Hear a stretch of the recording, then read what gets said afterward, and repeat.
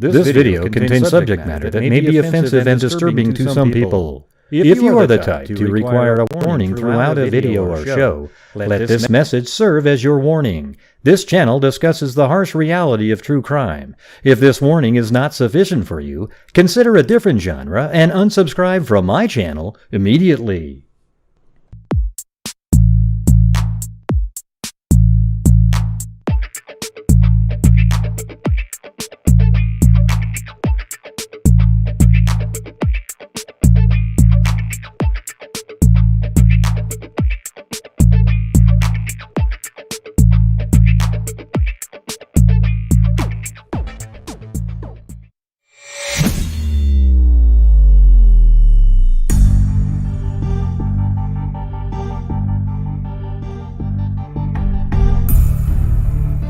What's going on, freaks?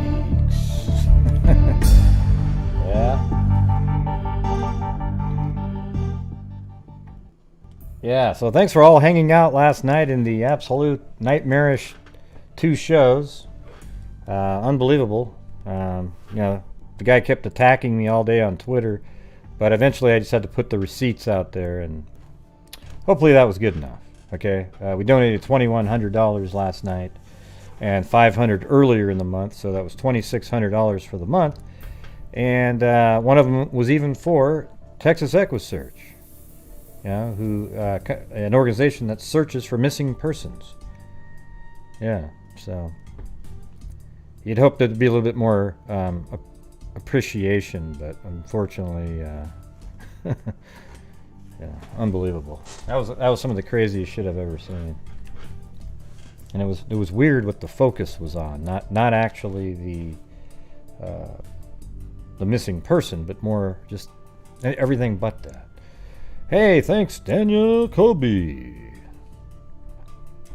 Anyways, we're just gonna keep on moving along. I'm not going to cover that case, unfortunately, and I can't, because if anybody sends in one nickel of super chat, they'll complain about it, which I've never heard anybody in my life say before. Not one person has ever complained until just now, except for the people who go, "Oh gosh, you're doing this, the classic trolls." So it's sad. I might do like an update at the beginning of the show, and then I'll stop it. Hold on one second.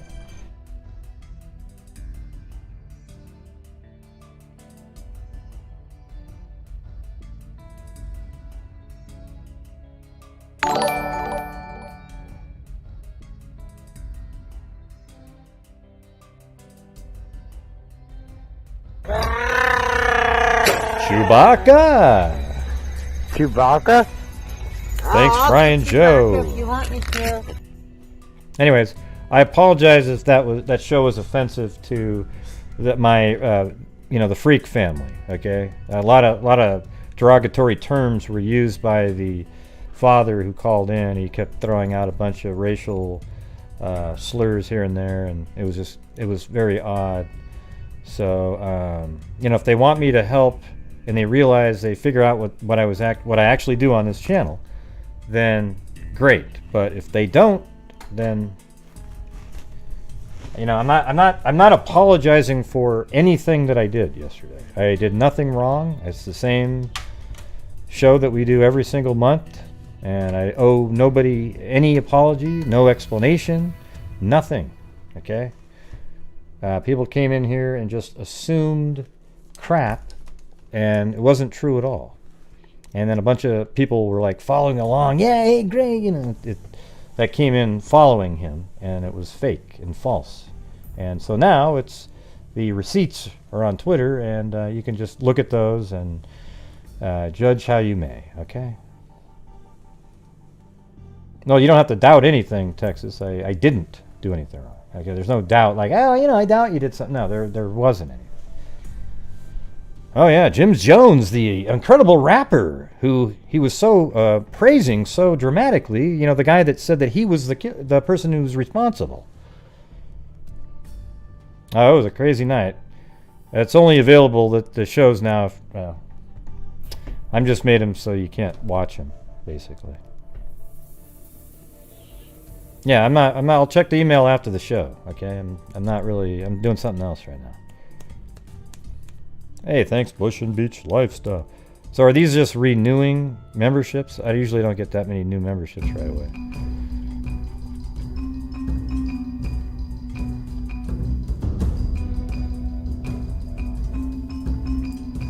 And now, well, don't worry, everybody. We'll get to the information. And what's weird about the information is I almost wanted to put new, old information. Because this is the only person that I've ever put information out that's told me because he's been accurate. And it's actually just a random source that I happen to make way back in, I think, early 2018 or something like that. So it's not a law enforcement source. You have to look at it like that there's a good possibility that it's real, but until law enforcement says it, you don't really know. Okay, that's all I can tell you. I can't confirm it anywhere. I did speak on the phone with various people today, and they, ones that you've heard me talk about before. Keep doing what you're doing. We freaks know what's up. Thank you for donating. Yeah. So right now, this year, we are at 13,600, and we're only in April. That's crazy, right? Like, if that was literally, that would be 30. I mean, if you if you actually extrapolate that out, that would be 40 something thousand, wouldn't it be? No, not 30. 30,000. No, wait, 4 months times 3. So it'd be, we're trying to get to 30,000. That's the goal this year. All right. So it'd be close.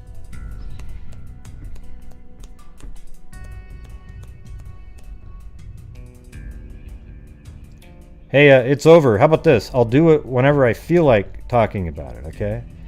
Whenever you talk like that, I just want to remove you from the channel. It doesn't help at all. It's just sort of like, hey, get to the point, get to the point.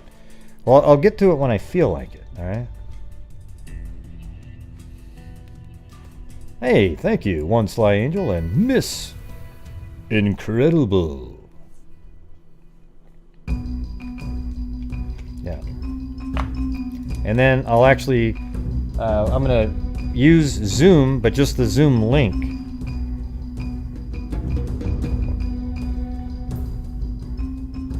Yeah. Michelle Raw.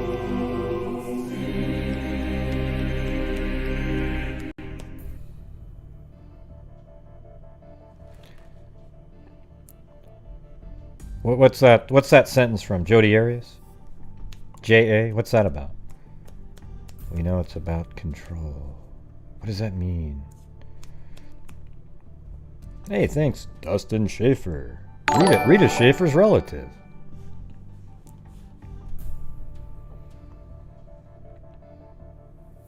Oh, really? Another shooting, huh? Jeez. Crazy. I'm sure Lookner's got that one. Well, the new information, you'll hear it when I feel like telling it to you. Just in a couple minutes here, where I'm letting people show up so they don't keep going, hey, Gray, what was the new information? Gray, what was the new? I'd rather have most people here so we can just go over it.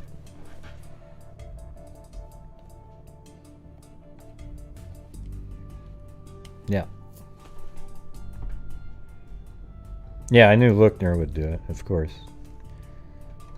Lookner covers some of the most mundane shit I've ever heard, but he always gets the big ones too. Thanks, Jamie Harold and Sandy Lee G. They're gonna do that anyway, Gray. Yeah, they're gonna do it anyways, but we're just about ready to. We'll just about do it here. Probably in another minute. And so this is stuff that one of the person sent me. I mean, not one of the person. The person who sent this to me back in 2018. They actually knew that. I went back and checked. He was talking. You know that the younger sketch that they put out. He told me that existed before it came out. And so I was like, oh, did you? And I went back up, and there it was. He said that they had a sketch that was created on the third day, and that wasn't the one they used. the one that we see, based on another conversation I had with somebody else, the sketch that has the scruffy beard and the hat and everything, the first sketch that was released. What are you talking about, Bush and Beach Lifestyle? What are you talking about? You have no idea what I'm saying. You told us what? What are you talking about? I'm just going through this one little thing here. You guys are crazy. Do you want me to just stop right now, or?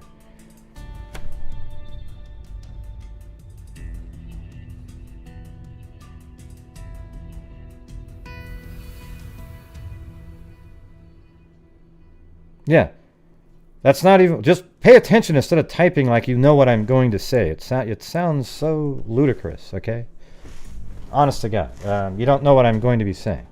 So, anyways, this guy told me that this sketch existed way before. Okay, way before, and so that's why he has credibility. And there's other things that he told me that turned out to be true also. Okay.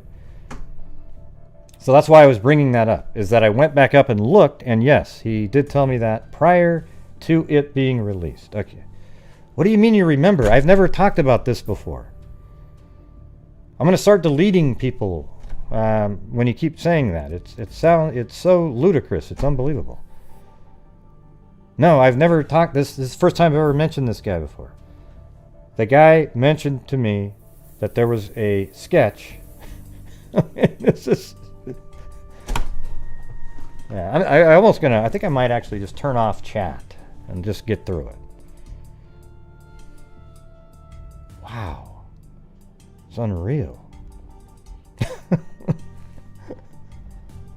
Yeah. So anyways, that's why I'm saying that he was believable on things that he would say.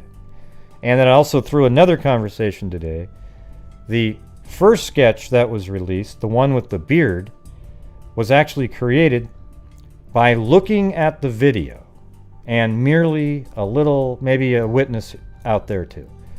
Okay, but it was mainly made by looking at the video. Right, I don't know how people don't understand that I'm giving background on this thing. Hey Joe, how about you get the hell out of here? How about that? Have a good one. All right.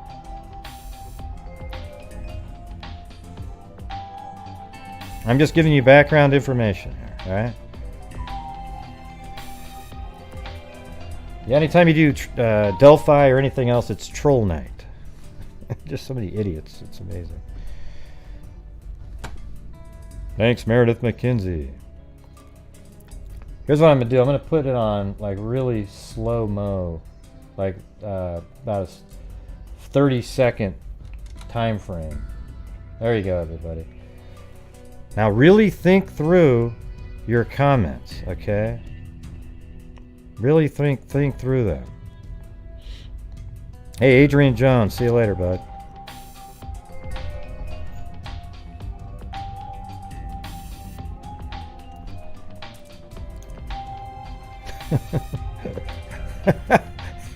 This is crazy. What do you mean, Please what's turn this off case? chat. What are you Not talking kidding. about? Woman shrugging. Purple heart. What do you mean, what's this case, Zozo? I already told you what I was going to be talking about.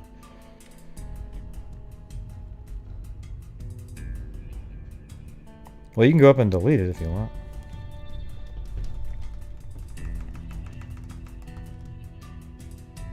Yeah, now it's every 30 seconds because too many trolls.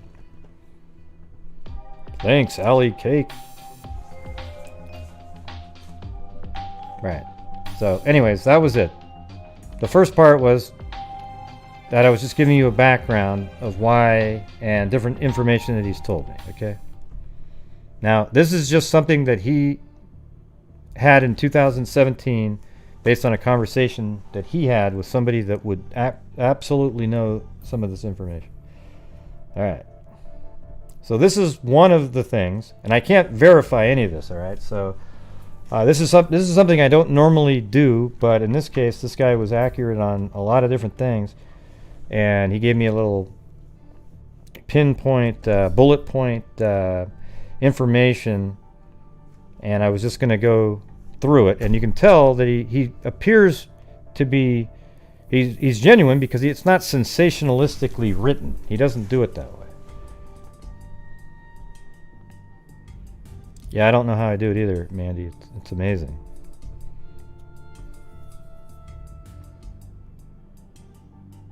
Clip of what, Tina? What are you talking about? Yes, how can I send the clip? I'll tell you what, I'm going to go take a nap, and when you guys are ready, I'll come back.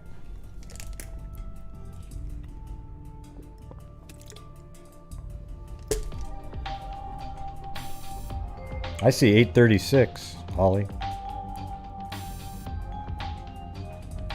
The first one was more based on the video, though, Truth Sleuth, that I just found out from somebody else. Okay? Don't know how you do this, Gray. I've got a headache already. It's mainly based off of the video, the first one that was out. A witness and mainly the video, because that's what they see.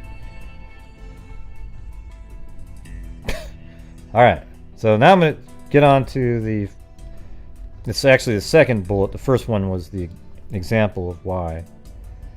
Alright, so here is the first bullet that's new, okay?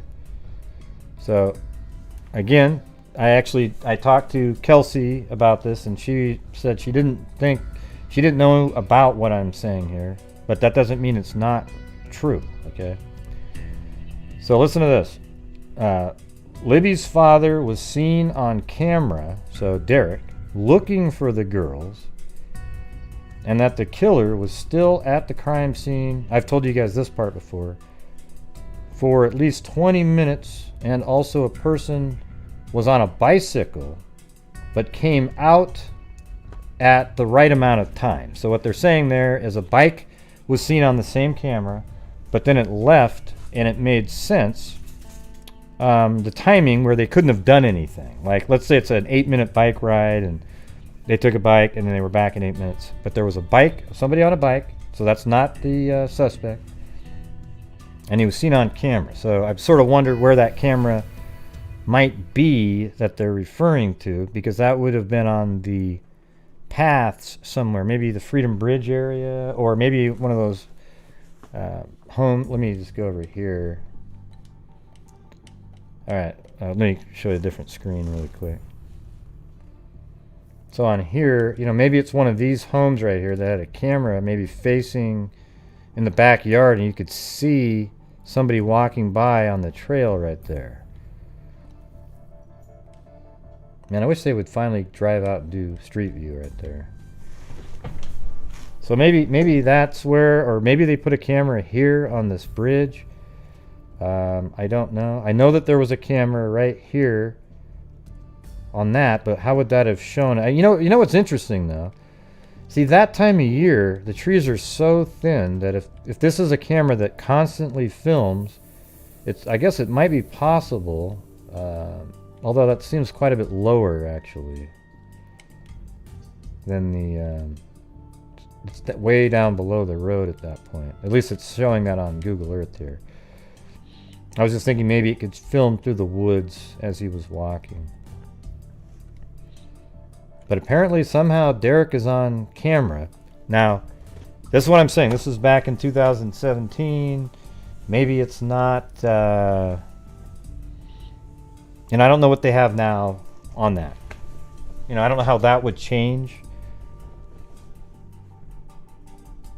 I just told you what the new information was.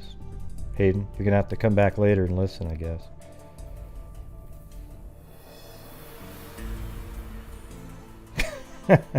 That's right, Cairo, yeah. All right, now here's number 3, all right? The third one. You guys ready? I guess this one's a little bit more sort of specific, but it says that that Libby was, that she was dragged for a little bit, but he didn't think that he would be able to drag her. And they know that the killer is strong. and not the old man, he said. And at that time, the old man, they were referring to Ron Logan. Okay? Ron Logan couldn't have done that.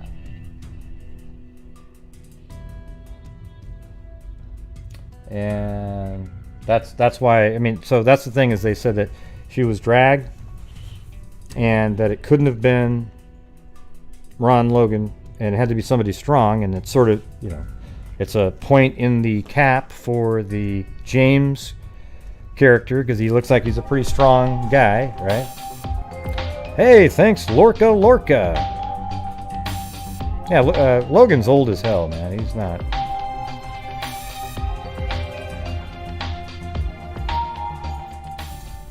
Thanks for all the research you do on your channel. You are one of the few that uses credible source material and one of the most trustworthy when it comes to true crime. Well, thank you. This one, you know, this source right here, my problem with it is I can't really make it, I can't really verify it, because there's nobody in law enforcement would come forward and say, oh yeah, that's true. They can't, but I know that everything that he's told me, not just some of it, has turned out to be true in some way, right? Even, let's see. So we're on to bullet point number 4. Okay. Now, apparently this is already maybe in the news somewhere, but it sounds like they only have a partial DNA match. Okay. I was given the specific number of markers, but I'm not going to give that information out, because maybe that's something that's important. But it's, usually you want like 24 markers. Okay. I've got the specific number. Yeah, this is something that I've said many times on the show, that I think they have a really weak DNA sample, and looking at this, it sounds like that speculation was accurate. And there's also another thing in here that matches almost exactly what I've been saying. Yeah, but partial isn't really good for genetic genealogy a lot of times.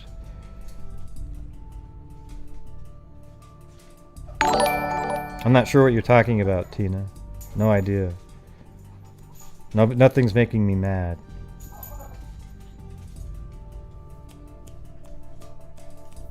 Who's getting mad?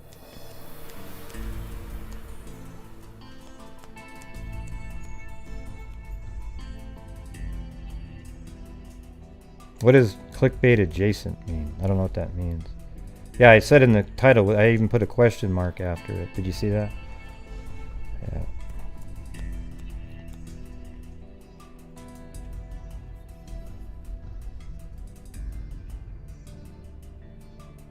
I'm getting them from a person whose family member was in a position to get that information. Alright?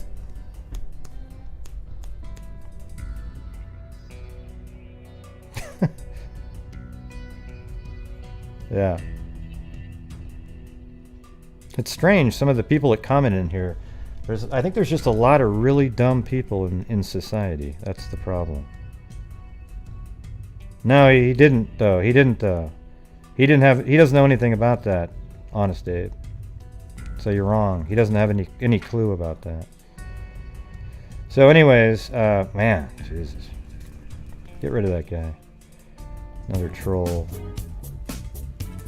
Alright, let's see.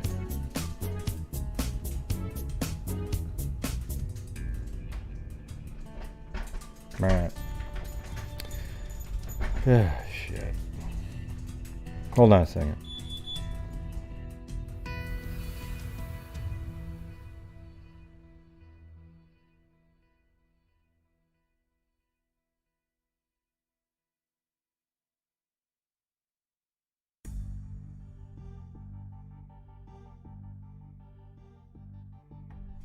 Alright. My wife just came home, so. Yep. Yeah, the trolls that show up always ruin shows. Yeah, they always do. Anyways, yeah, apparently the DNA samples kind of a partial thing. Oh, and let me get you more on that.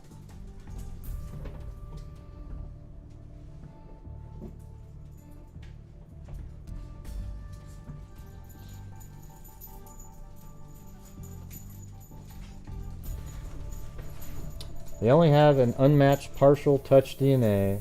And the thing is, they said they got it. He knows exactly where it came from. So I'm just putting this out, and let's see if it becomes true at some point, okay? That the little piece of touch DNA they got was on the shoulder of a sweatshirt / jacket, and they didn't know if it was the killer's. And then, thanks Rochelle Black. Law enforcement admitted finally publicly on HLN that the DNA may not be the killer's, so I watched that also come true. So that was one of the things that he knew, and that became true later. And here's what he also said: they don't know if it's the killer's because it's an insignificant place. Instead of being a cut, a wound, bruise, or a private area. And that's how it was told him. And see, that's exactly what I've said on the show, is the DNA that they have isn't, it's not semen, and it's not, skin underneath fingernails, and that's why they don't know if it's from the killer or not, right? That's exactly what I've been saying, and then, boom, this came out, and we've got something that sounds similar to that. And it seems kind of obvious. Like, it's weird. For me, things like that just kind of come to my head based on what's going on. It's touch DNA. I just said that.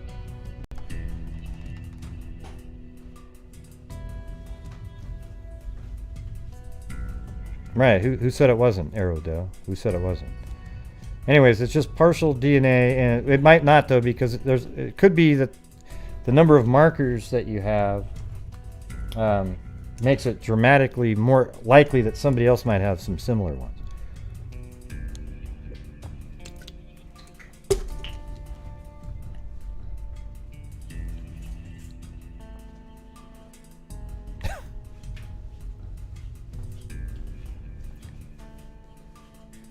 How can there be no DNA?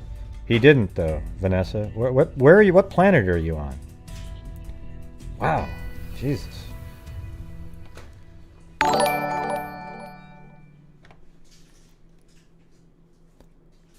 Yeah, the girls were not sexually assaulted. Okay. And that's been known for a long time.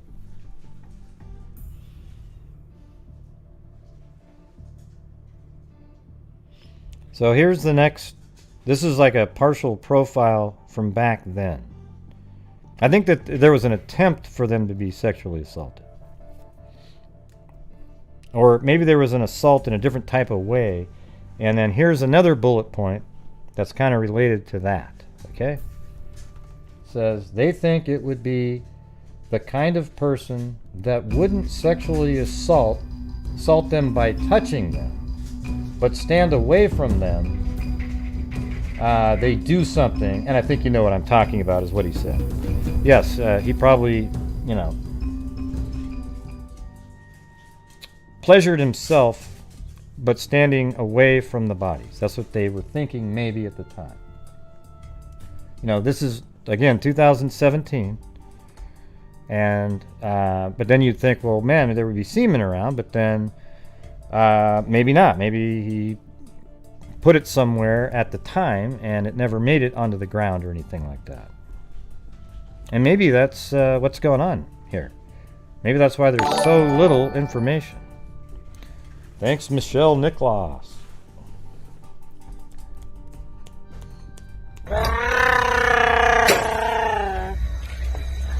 Chewbacca? I don't really care about Chadwell's Facebook page. Chewbacca if you want me to. Go over there and read it. Good if you evening, feel like wonderful freak family. Thank Here's 2 you. cups of coffee donation. Ocean Wave. Thank you.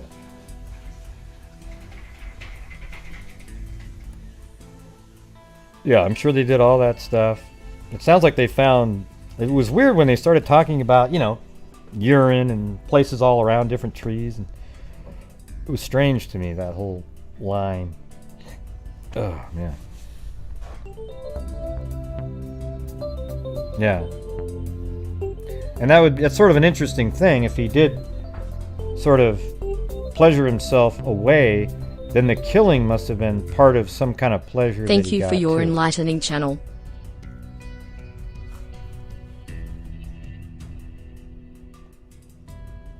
Well, thank you.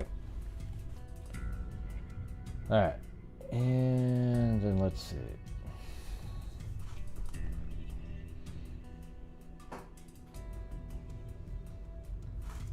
Now, the cause of death has never been made public.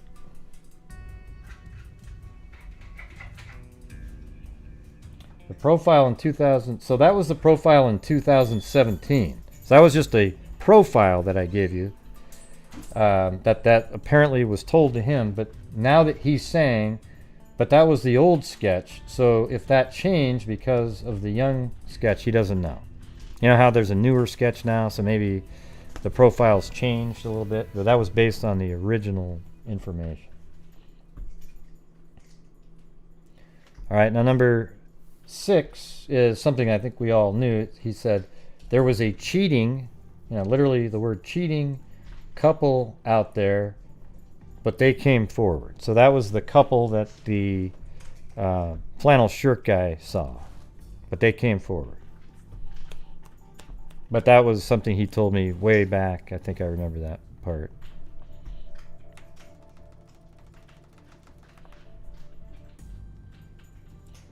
And then this is something that he knew in 2017, that they think he is local, and he knew 1 to 3 areas that were easiest to cross in that area, which is kind of interesting. I mean, I had a conversation with an individual today, and they were saying that we know about this right now, and he was talking about how it may have been up to half your leg or something at the time, and then over here, this is another way that you could get over there. But it's weird. I mean, I wonder why they would say 1 to 3. What are those other spots that they're talking about? How to get to the other side. This is really the only area that makes sense to me, coming down this way.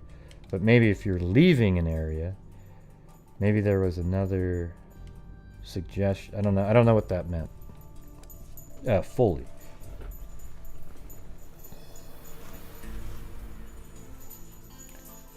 What makes you say that, Blue Phoenix? Is that what you were told in one of the Facebook groups?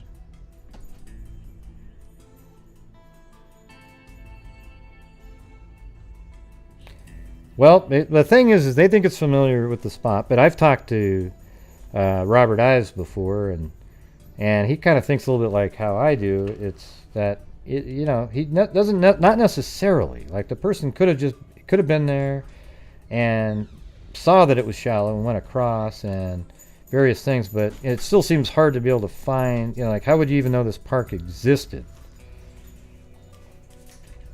So I can go either way on it. My feeling is he's not local. He may have some familiarity with the area from before, and then he came back for this. I just can't imagine him living right around there.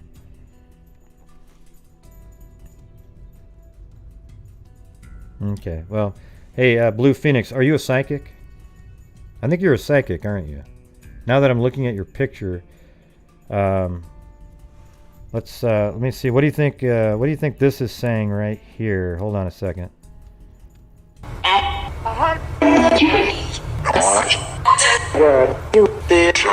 That's stupid. I heard stupid. Did you hear that? It said stupid. Did you hear that? Okay. All right. Okay. I heard stupid in there at least once.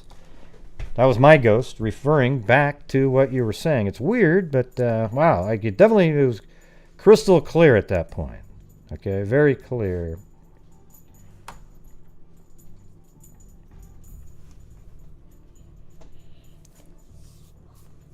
Yeah, you heard rocks? Yeah. A lot of times you can hear a lot of different things there. What the hell is this? Hey, every once in a while you gotta laugh at something, man. Gotta laugh at something. Oh yeah, I heard Anadarko in there too, Cairo. Yep. Alright, so here we go. The number 7, it said that Libby's wrists were bruised really bad. So her wrists were bruised. But see how this is different than a lot of the fake stuff that you see out there? I'm not saying, I don't have any way to verify this stuff, but you notice how it's not like overly detailed with all this stuff where you go, oh wow, yeah, the dolls and the crosses and it's just sort of these little points of things that he remembers, and that's it. And if they're not true, all I can say is sorry, but he was right on 2 or 3 different things early on, and this is something that I had him. I go, do you remember exactly what was told? And he spent like a day or a while, and then he wrote them all down. Okay.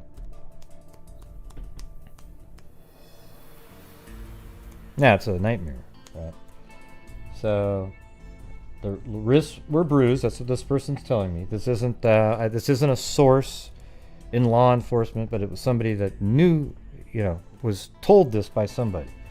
I can't really explain to you exactly who he is because that's just it. Can't do it. It's somebody that I spoke to way back in 2018. Okay? And I'm just telling you this.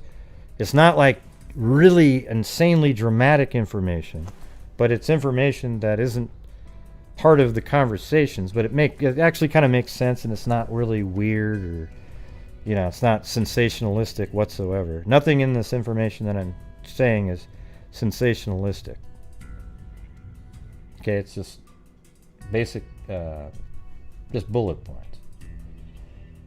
Yeah, so number 7 was that the wrists were bruised, and then the he knew at least 1 to 3 areas that were easiest to cross that area.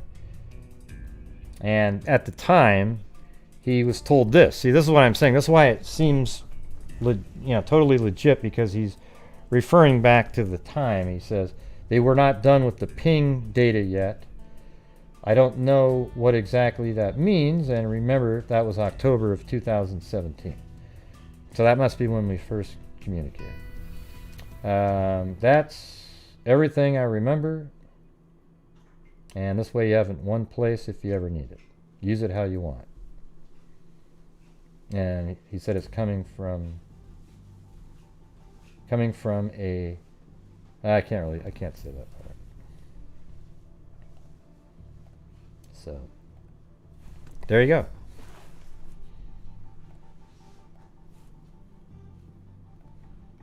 And that's about as good as I can do for you guys.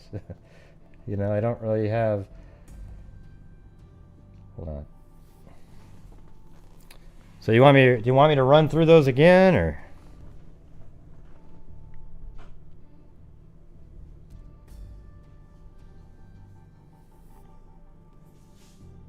Yeah, you don't have to put any faith into it at all. I'm just trying to tell you that, man, with a 30-second delay, how are you guys all typing in so fast?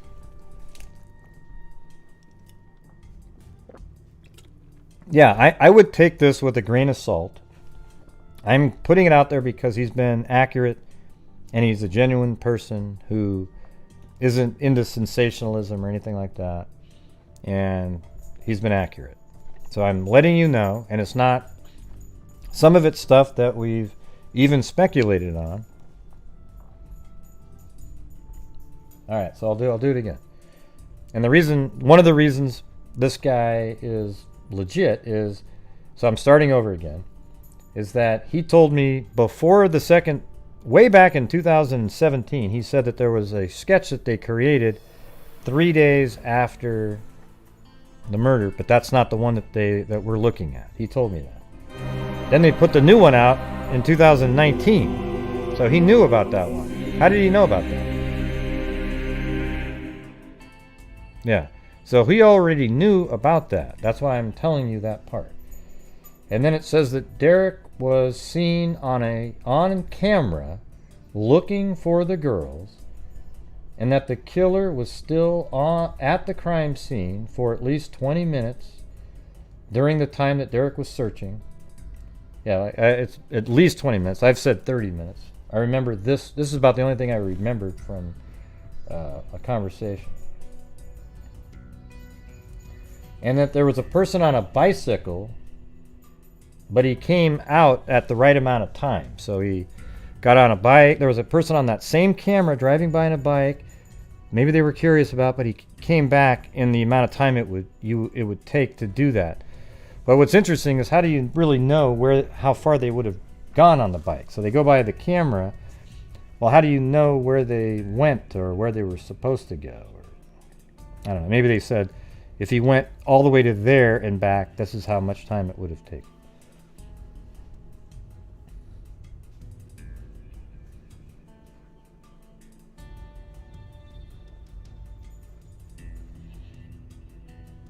No. Well, the first sketch was made based off of the video. I think they think that was more accurate. They're looking at the video because that is him, right?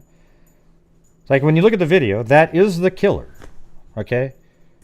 The person in the video is the killer of the girls.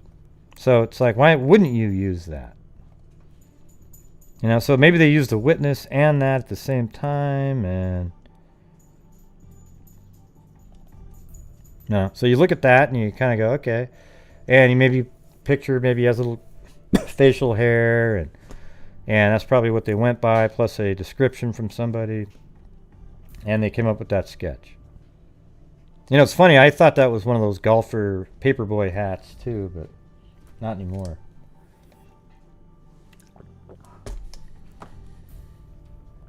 All right. The second one, or the third one, is the detectives said that the distance Libby was dragged, he himself didn't think he could have dragged her, and they know the killer is strong and not the old man. And they were referring to Ron Logan at the time. So where's that one fool that always comes in here talking about Ron Logan every 2 seconds?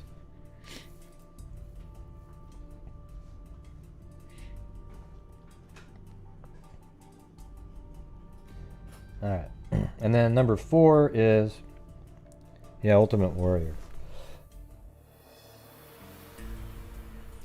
Ultimate Lunatic is what it should be. So the next one is, they only have an unmatched partial touch DNA. They give me the number of markers. I'm not saying that. And they got it from the shoulder of a sweatshirt or a jacket, and they didn't know if it was the killer's. That's what he knew back then. But if you know recently, now he's saying that law enforcement admitted finally publicly on HLN that DNA may not be the killer's. So I watched that also come true. So a lot of the stuff he says comes true. And I've seen it. I've actually asked the right people certain things way back when, and some of the things were real. I mean, everything that I asked was true.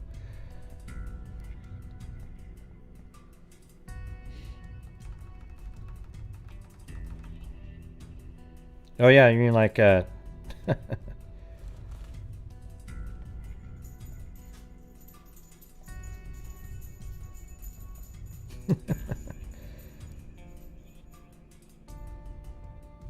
I'm not a bounty hunter.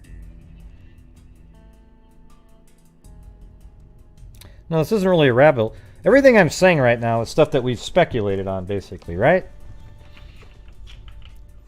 It's stuff that we've speculated on because on this channel we actually look at the facts, indications that are out there, and then we literally make predictions.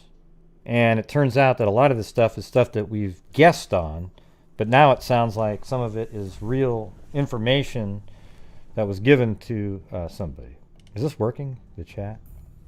Looks like it froze.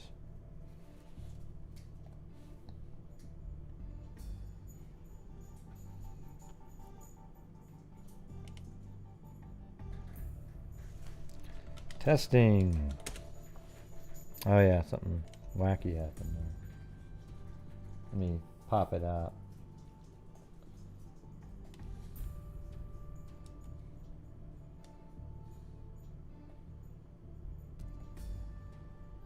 Yeah, it froze up on my screen.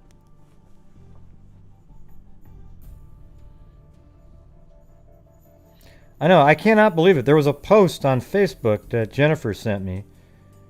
And you see these people back here? They're like, hey, does everybody see? They put a circle around it and they were so excited. So you don't see this square on the screen there. You can't tell that that's an overlay on an image that isn't in the video. You can't tell that?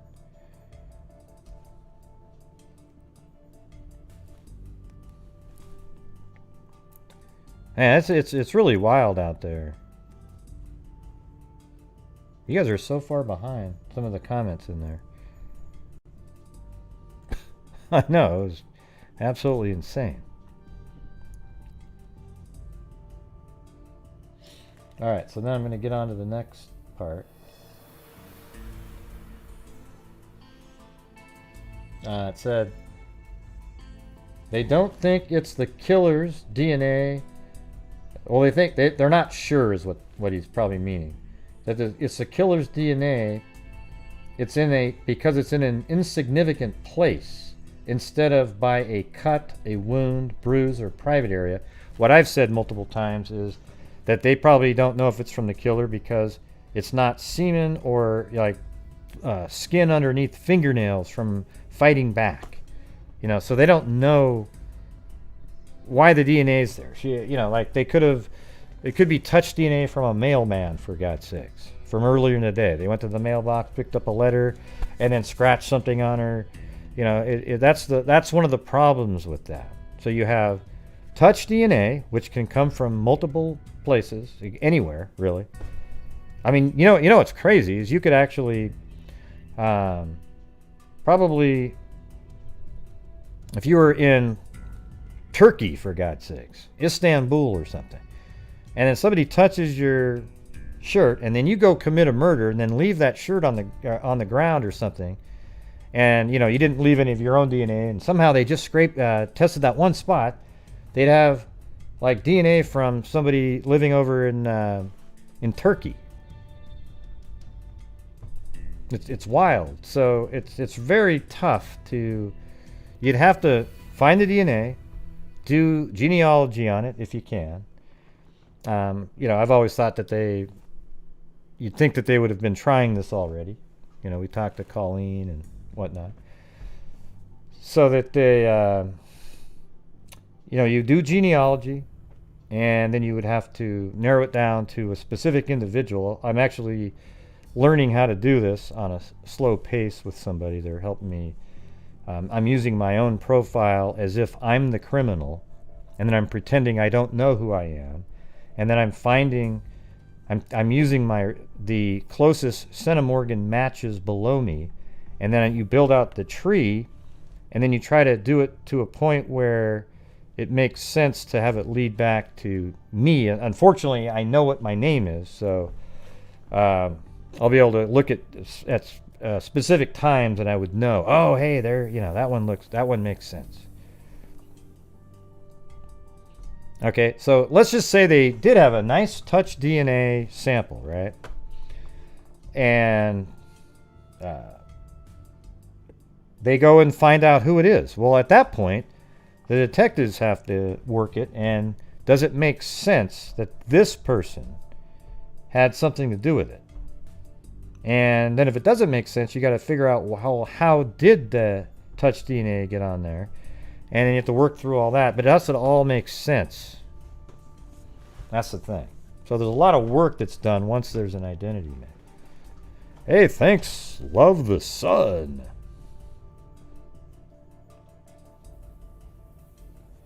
Yeah, no problem, Kyra. Yeah. So.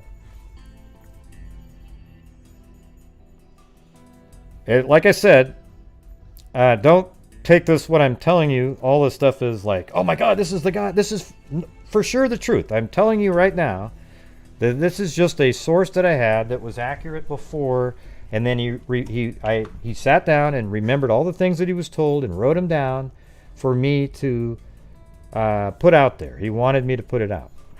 Okay, and then I actually asked a couple of people, and they said, it's okay.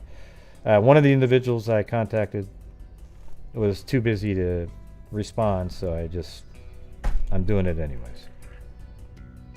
I don't think this is any, it's not stuff like only the criminal would know. It's not really, I don't know if he has a bike. But it doesn't matter if he had a bike, because I just told you that there's no bike. Did you hear how I worded that a minute ago? What made you still focus in on the bike, Kevin?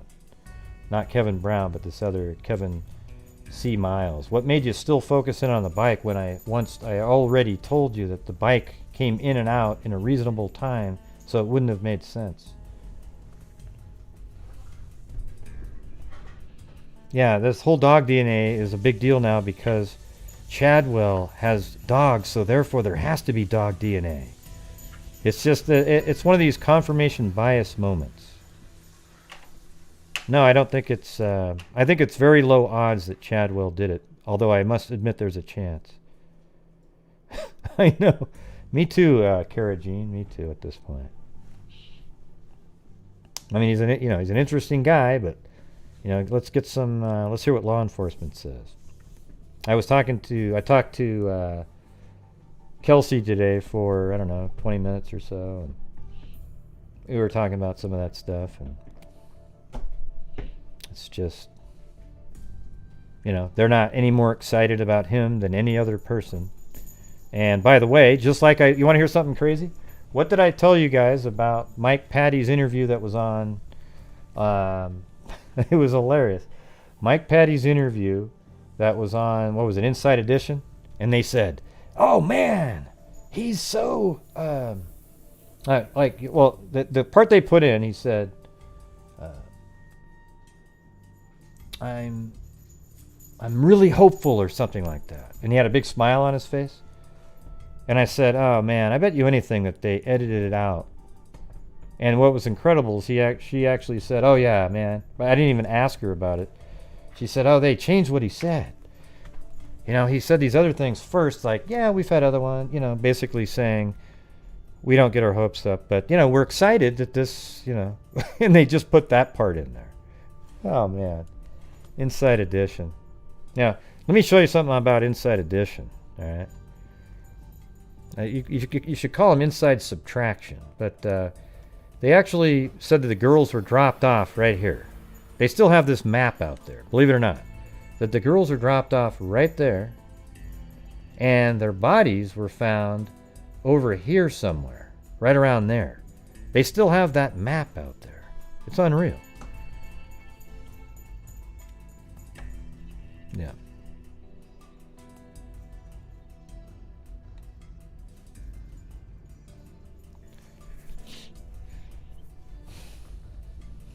Inside subtraction right up there with good old forget it.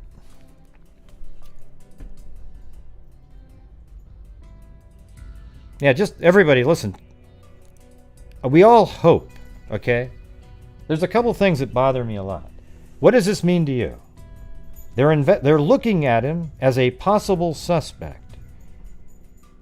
Do you know how many people read that and said, "Oh my God, they've got a suspect in the case"? Raise your hand if you saw somebody say that. Go ahead. Put a 1 if you heard somebody say, "They've got a suspect," after they read, they're investigating him as a suspect. Yeah, there we go. It's a damn. Isn't that sad? It's sad as hell, man. Because what that means is that every single person that they've looked at, just to, looking into, is a suspect. That's all they were doing, was just looking at him, and they too are hoping he becomes a suspect. Yeah.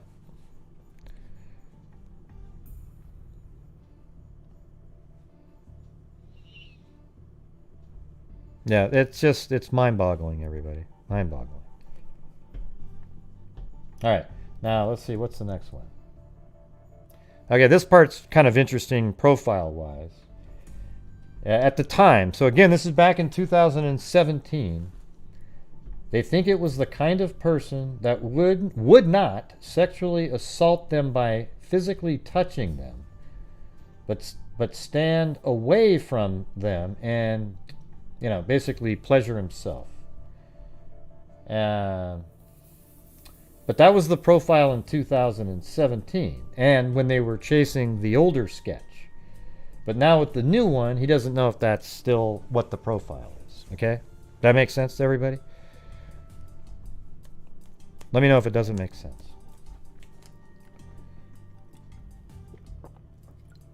And you notice how this is written. It's not over the top like, oh yeah, man, there was this doll in the corner and it had all it. And it's just kind of generic, basic stuff, but it's stuff that we haven't heard, really. Most of it. Some of it we've speculated on. Okay, so it makes sense. All right.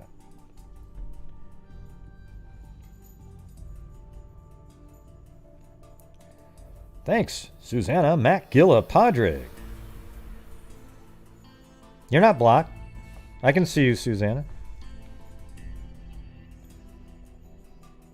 No, you're not blocked or anything. Can everybody see Susanna's comment there? Or type something in, Susanna. You're not blocked. What made you think you're blocked? If you were blocked, if I clicked on your name, it would say unblocked, but it doesn't. Yeah, I can see you right there. No, I can see you, Susanna. You're right there. I can see you. Can everybody else see her nope, I'm blocked comment? See how she just typed in nope, I'm in blocked? Put a 1 if you can see nope, I am blocked. I would very much like to know why I've been blocked. Okay, look, everybody says yes, they could see your comment. Susanna Macgilla Padre, you're not blocked, okay?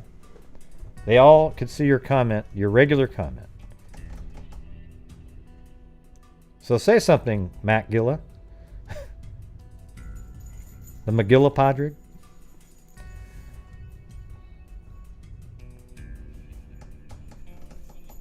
I don't know, maybe she can't see herself. I don't know.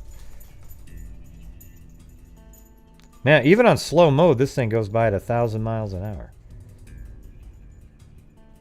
Oh, you can't see yourself? Oh, what do you mean you're not here and cannot see my comment? I would just reboot, Susanna, because everybody can see your comments. Or do something, I don't know, like refresh maybe. All right. Anyways, I'm gonna get back to this. All right. The next part was that there was a cheating couple on the bridge. So I guess these people were seeing each other and they weren't supposed to be. But I think that's the couple that the flannel shirt guy saw. That's not really breaking news or anything. This part was Libby's wrists were bruised really bad, apparently.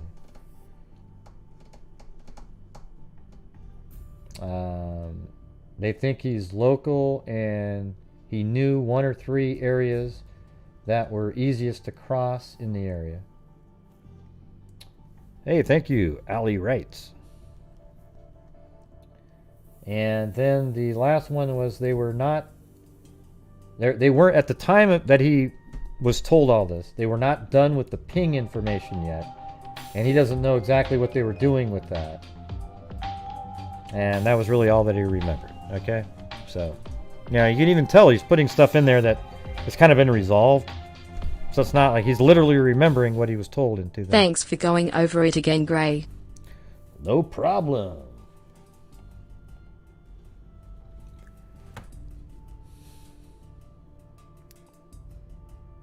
Yes, that's it.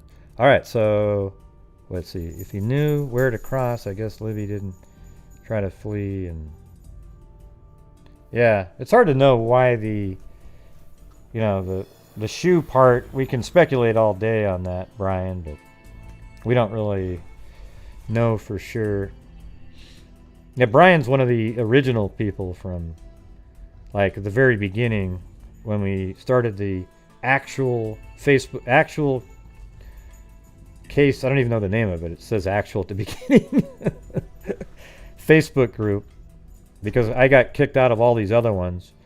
So we started our own group. I got, you know why I got kicked out of those groups? Well, you were probably an asshole, Gray. Well, maybe there's a little bit of that too. But the reason I got kicked out of them was because when I knew something to be true, 100%, I literally was, they would just attack me into oblivion and I wouldn't let it go. Like I'm not one of those people that say this. Watch this. I'm not one of those people that comes out and says, well, let's agree to disagree. Okay? I don't do that one.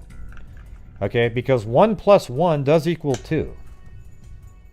Well, no, Gray, because 1 could be a variable. You know, like ONE equals 1, and then you go 1 + 1, and that equals 2. Oh, Jesus. Okay. You're right. Okay. Yeah, but you know what I'm saying. I don't do the let's agree to disagree. Because sometimes especially when unless it's just a pure opinion on something.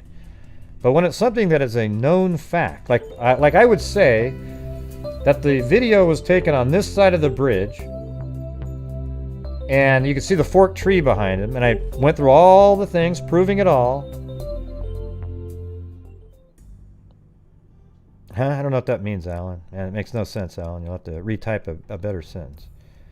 It was on that side. I would go over and prove it all, and they go, no, Gray, no, it can't be, no, it can't be. And I go, why? Well, I don't believe it.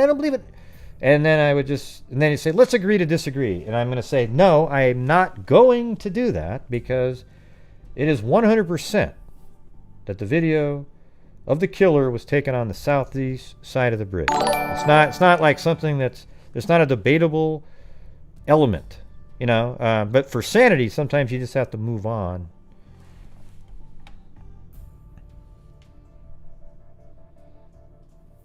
Yeah, I totally. Yeah, isn't that true? Allie writes, you can't do that. But anyways, me and Brian and other people, you know, Beth, Ada, we were really looking into it.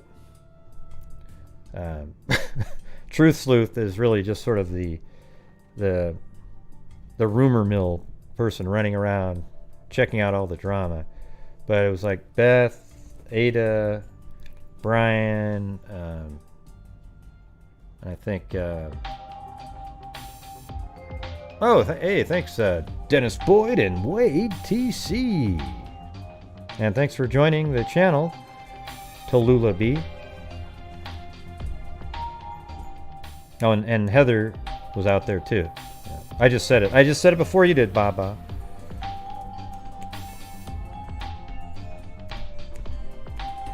Although in your case, you don't know that because it's 20 seconds behind. Gray, pretend we cannot see her comments, so she has to donate more to talk to us. I've been converted to a freak. Who? Gray, pretend we can't see her comments. No, we can see, we could all see her comments. I think what it was is she needed to, like, sign back into Google or YouTube or something.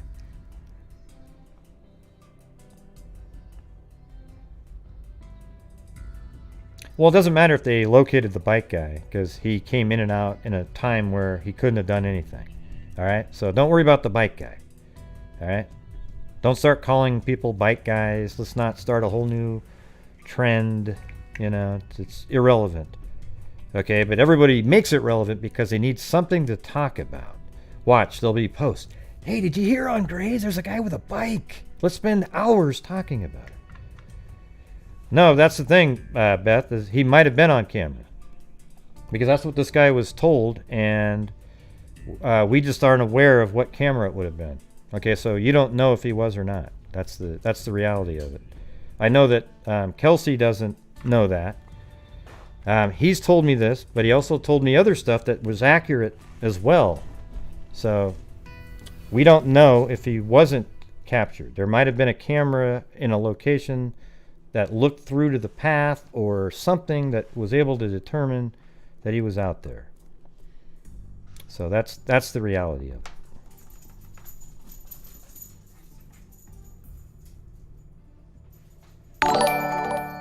I'm not saying it's. I've made a post, Beth, in the little our little one little tiny Facebook group. Go read it. Okay, don't do it.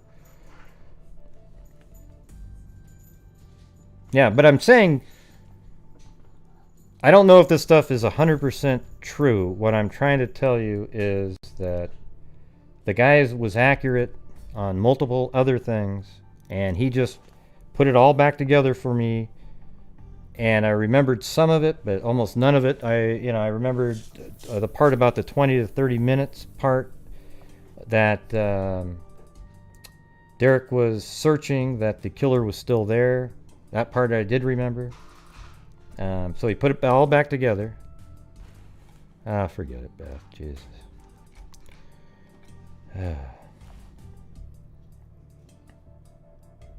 What clip?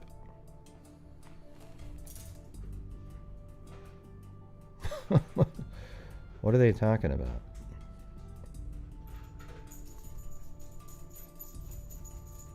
I think it's called Our Shit. Yeah, exactly. Shake my head.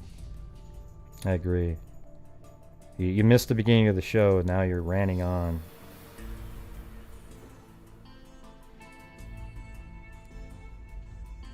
Now, I can't guarantee any of this stuff 100%.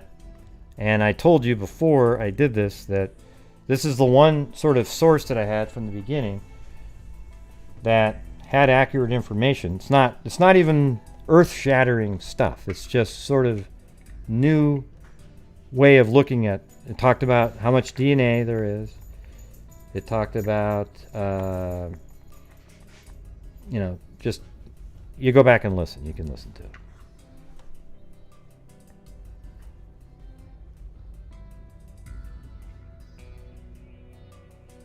Oh, really?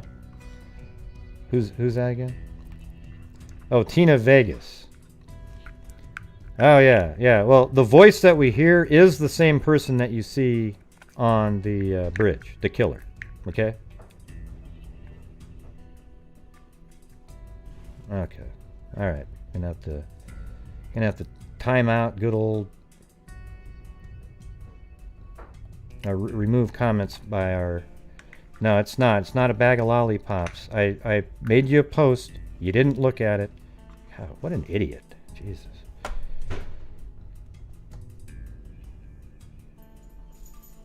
Yeah. So the voice that you hear is the killer. There's no doubt about it. Right? Does anybody out there think that voice is literally not the same person that you see on the video? And if not, why would you think that? Who are you talking to, Jericho? I don't even know who you're referring to.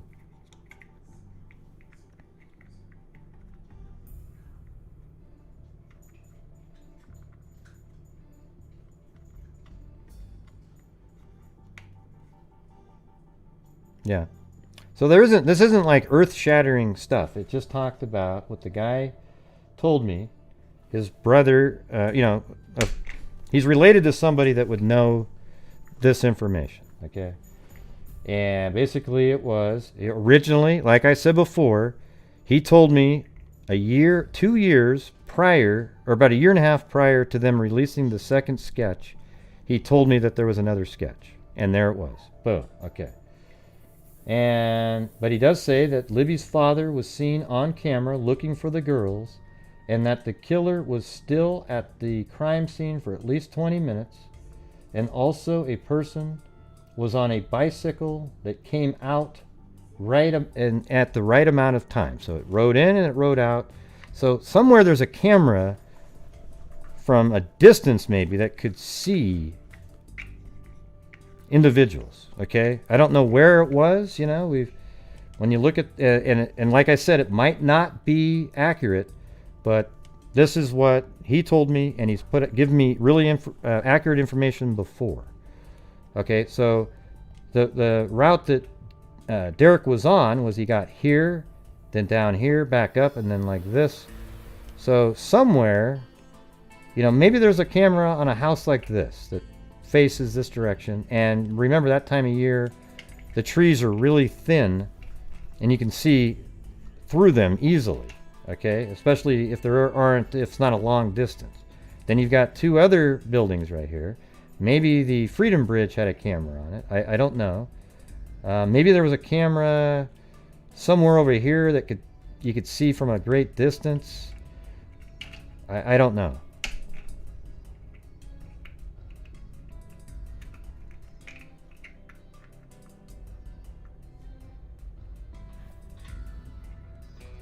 Yeah, I don't think so. I don't think it was private drive. Because Derrick never made it over there. Derrick was never near the private drive. So it's got to be somebody that was on a bike doing something over here. Yeah, because there's the abandoned CPS buildings right here, okay? And then on this building right there, there's a camera that faces out, and I'll draw it again. If you go out like this, like that, and so this would probably be about the range, the angle that camera would cover would be like that. And there it is, right at the CPS building is where that vehicle was parked, off the side of the road, apparently in this area.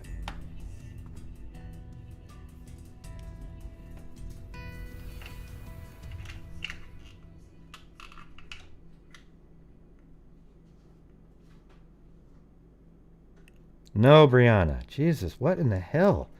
Why do you come in and just type a sentence like that when nobody mentioned that? No, we didn't say that at all. Well, nobody heard any screams because maybe there wasn't any screams. You ever think of that?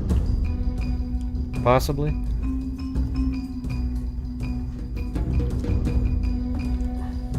Thank you, Reviewed Popcorn and Wade TC. Hey, Ultimate Warrior Wrestling is fake. Heart, you grey. Come on, Brianna. You don't need to come in. Just pay attention for a minute.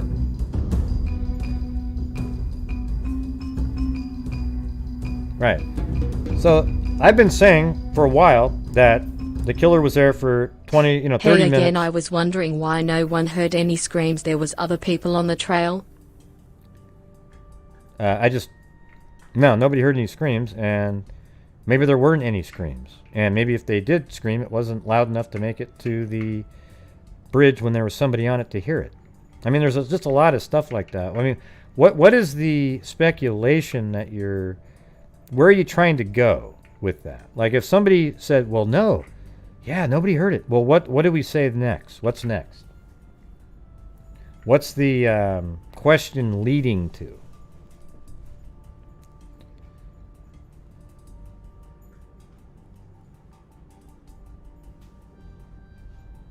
Yeah, Brianna, it just didn't make any sense what you said. Sorry.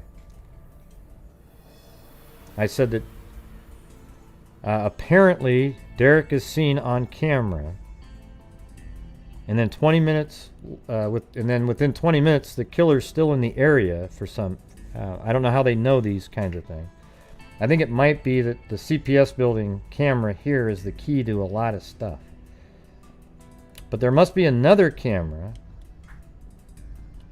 something that was able to pick up movement out here if what that guy is telling me is the truth. Nah, I don't think there was any trail cameras. This isn't a hunting area here. Right there. It's hunting. You can hunt maybe out here, but right here is just, it's a trail.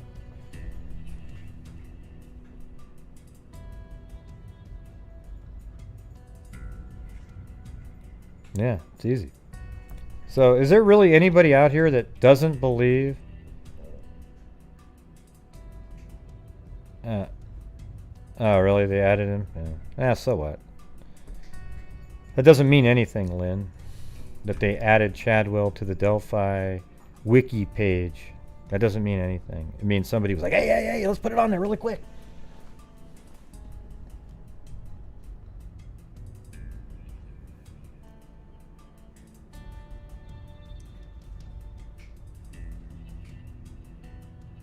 Yeah. So, I'm putting this out there because he's been accurate on other things. If it turns out that it's not accurate, it's not like a huge blow to anything because it's not. A lot of it isn't really. It's not changing much. It's just sort of interesting information. But if it's not real, then it's like, I mean, I really thought hard about whether or not to put this here. And I realized that I have said other things that he said because I knew that they were true. And then I thought, well, this is what somebody's saying, okay? It's not from law enforcement directly.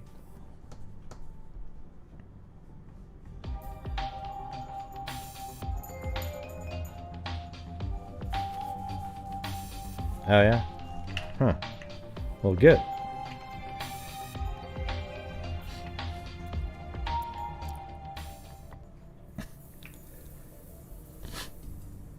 Yeah. You walked the Freedom Bridge in October. Okay. Were you looking specifically for cameras on the bridge, though, Dennis, at the time? And I don't really know if that's where it's from. You know, maybe there was something over, you know, one of these houses has a camera on the back of their home, and it filmed. I don't know if there's a big drop-off right there or not.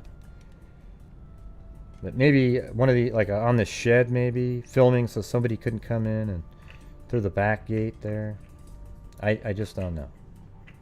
Maybe on one of these homes. But that looks higher. Like if you look at that, the path is low right there. So, hey, thanks, Lanky Tor Brown Almighty.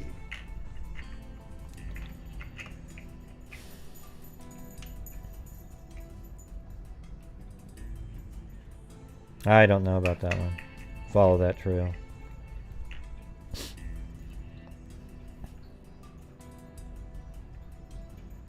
Onto his hands. Nah, it's too pixelated. Chewbacca?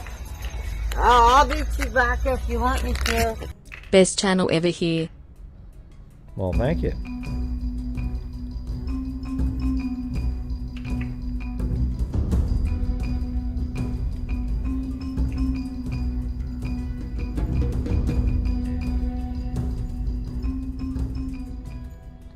Chadwell has tattoos that continue onto his hands. Would you be able to see that in the video? Looks like you can see a small part of his hand. Yeah, you can see part of his hands on both sides. It looks like skin that's reflecting sunlight, especially on his right side. I don't think it's just too pixelated. You can't do any. See, I know there's people like Harvey out there that they can see detail down to an atom on pixels. If you have 20 pixels on a face, he can see something the size of an atom. It's unbelievable, man. He is really, Jesus. Okay, it's total garbage. Okay, the suspect image or video the images that we see are cropped from a much larger video. There's only like 50 pixels that make up the entire face. When if you do like a HD photograph of somebody's face, there's hundreds and thousands. Okay, and so when people pretend that they can do all these enhancements, it's just smoke and mirror bullshit. Okay, I don't mean to disillusion you, but when you see these people put out this stuff where it's completely bogus information, where they have an image and they have all these filters going around, and they say, look at that, you can see his lips and all this stuff, and oh, here's a pork chop. Yeah, it's garbage.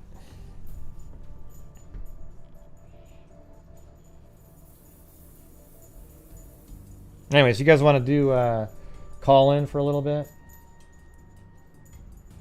We can try it. See how it goes. I'm just such a sucker for punishment, man.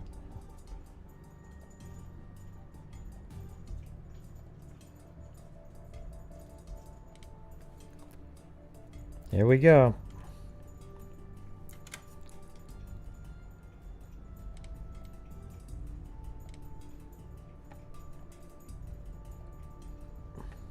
All right. So now it's pinned at the top up there. There you go. That's the link. If you want to call in and talk about these what you think this might mean. They seem like reasonable things. I just don't know where the other one. Oh, hold on, I got somebody already. Wow, that was fast. All right. Hello. You're not going to be on the screen, but what's going on? Oh yeah, you're not. You're still connecting your audio. The audio is still connecting. You can turn off your camera if you want to.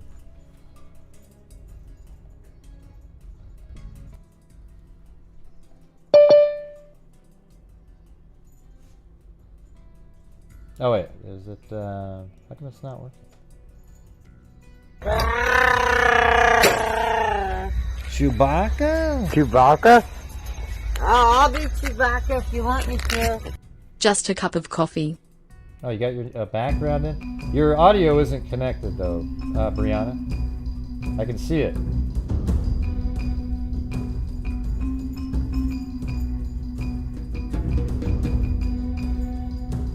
Okay. There you go. Now you can unmute. Brianna, you gotta hit the unmute now. Thanks. Sorry, I'm bad at Zoom calls. I guess so, man. That was... I know everybody else this last year has been living their lives on Zoom calls, not me. So, yeah. Sorry about that. I think the information is great. I just want to caution everybody. We don't know who this guy is, right? We know who he is, but we just don't know a lot. And I think it's more harmful for the family and the friends and the people that are out there that are just more personally attached to the case. To do what? And everybody's going to speculate. You mean on this new guy? On the new guy? Is that what you're talking about? Oh, no, I'm not saying you are. No, the new guy. Is that what you're saying? About this new... Yeah, James? I think at this point in time, let's not... I'm not saying he did it or he didn't do it. I'm saying let's not rush to judgment. That's what I'm saying. Yeah, well, here's what I know is that Kelsey and the family, they're not really excited at all. They're just like, yeah, So they're not going to be affected by everyone else going, yeah, wow, that's him, man, it's him. They're not going to be affected by that. They've gone through this about 50 times already. Of course, I know. And yeah. But I also know as, somebody who's lost somebody personally and not this kind of scenario, not a child, but an adult, you don't want to get your hopes up. And, the news media actually here in Indiana has done a very good job about not sensationalizing this. Mm-hmm. But I think the internet does a great job of that all by itself. Yeah. But you are great because you give out good, solid information. Yeah, this one's a little bit, tonight's stuff is, I'm not as comfortable with that kind of information, but it was still, the same guy was accurate. He's, like I said, he told me that there was another sketch a year and a half before it came out. Because he was told that. And so I was just kind of, this is somebody, and he's also the one that said that Derrick was there for 20 minutes at the same time that the killer was. And then I asked somebody else, and they said, yeah, it does appear that way. So it was. I don't think there's anything wrong. And I totally respect you for putting that out there because I know I'm here in Indiana, and you've given me more information tonight that I've gotten from any other news source.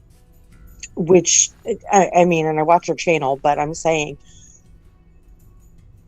that means to me that your info is concrete. I just don't want the internet and the trolls for sure the trolls, but everybody. We can all overreact, right? You chided me earlier because I asked a question. I wasn't trying to run away with a conspiracy theory, but I had to step out of the call for the stream for. Well, because you brought up, I wasn't talking. Well, I wasn't talking about. The thing is, it's just like when people type stuff that in, people don't get the context and they start reading. Oh my God! Wow, he's talking about Derrick. He's like, I wasn't talking about Derrick. So you shouldn't even type something like that in. Really, it should just be listen and try to figure out what we're going to be doing, because Derrick. All I was saying was that Derrick was seen on camera. Apparently, that's what this guy's saying. I don't know if that's. I don't even know if I can't verify if it's true or not. But apparently, he was seen on camera. Then there was also a guy on a bike, but that guy came back in a time that was absolutely made sense for somebody biking, so he's been ruled out. Right, no, that makes sense. But see, isn't that weird information? See, for me, that kind of information makes it appear to me more credible, because who would really care? Like, why would you want to tell somebody that there was a guy on a bike, but he's not a suspect because he came back in the mountain? That was just something he was told, and he remembered it. It's not sensationalistic at all. It doesn't have any kind of like, ooh, wow, there's a guy on a bike. They're not sure where he went, and then make up this whole new story. It was literally these little things he remembers being told. And so that's why I think he's more credible than other people. Well, yeah, absolutely. And you know, I mean, I don't ride my bike regularly, but I do. And, you know, when I get on my bike, I'm riding, and, you know, I notice like little things here and there, but it's not like I stop, you know, like I'm just going to keep on going because I'm riding my bike, you know. I've said it before and I'll say it again. I just feel like we're working a puzzle with half the pieces gone. You know, and that's part of putting it back together in this scenario, right? Is we've got to find all the pieces. I think that the media and the public freaking out and going in crazy directions is just not helping. Yeah. I mean, I just wish everybody would take a little bit calmer tone and understand that people are trying to, you know, the case is trying to be sorted out. Like, that's real. But at the same time, I am puzzled about how this worked out with the police. Okay. And I've wanted to ask you this for a while, but I haven't. So why did the Indiana State Police, in affiliation with the FBI, why did they take over this case? I mean, Delphi is because Delphi. Well, I just learned today. No, I just learned today that the crime scene isn't even in Delphi's jurisdiction. I just learned that today talking to. I was actually talking to Robert Ives. We just had a conversation about all kinds of random stuff. But he was saying that that's not even in Delphi. It's in a different jurisdiction. Right. So, and I do know that, but that wouldn't. I just wonder, because I mean, again, I live in Indiana. I do, and I know how jurisdiction works here, and I love my police departments because we have a county and we have a town, and I don't technically live in the town. I literally live on the wrong side of the street. I just wonder why now we've kind of jumped the fence, right? So if Delphi, the town of Delphi, didn't have jurisdiction, right? I don't see anything from the county, which is who would have the next level of jurisdiction. And so then I wonder why now we have, I don't want to say fast tracked, because I think 4 years is a long time, and I really would have hoped that we would have had better answers. But I'm just wondering why that is. That's not how police departments handle things. I don't know. I think the police did great. I think the FBI was in there. The Carroll County. They were. Carroll County and the state police were all investigating it. They've done all they can. They just weren't able to figure out who he was. So it doesn't really do any good going back and talking no, about and it. I'm not trying Yeah. to nitpick it for going backwards. I just wonder about. I appreciate you, Gray. You do Hold wonderful work. Been subscribed to you since the Kenka Jenkins case. Want to know the truth? Come see Gray. All right, thanks. Well, I hope this is the truth here. I'm just putting out what this guy told me I could put it out. No, and I really appreciate that, but I just really wanted to pose that question to you. Why did it move so fast?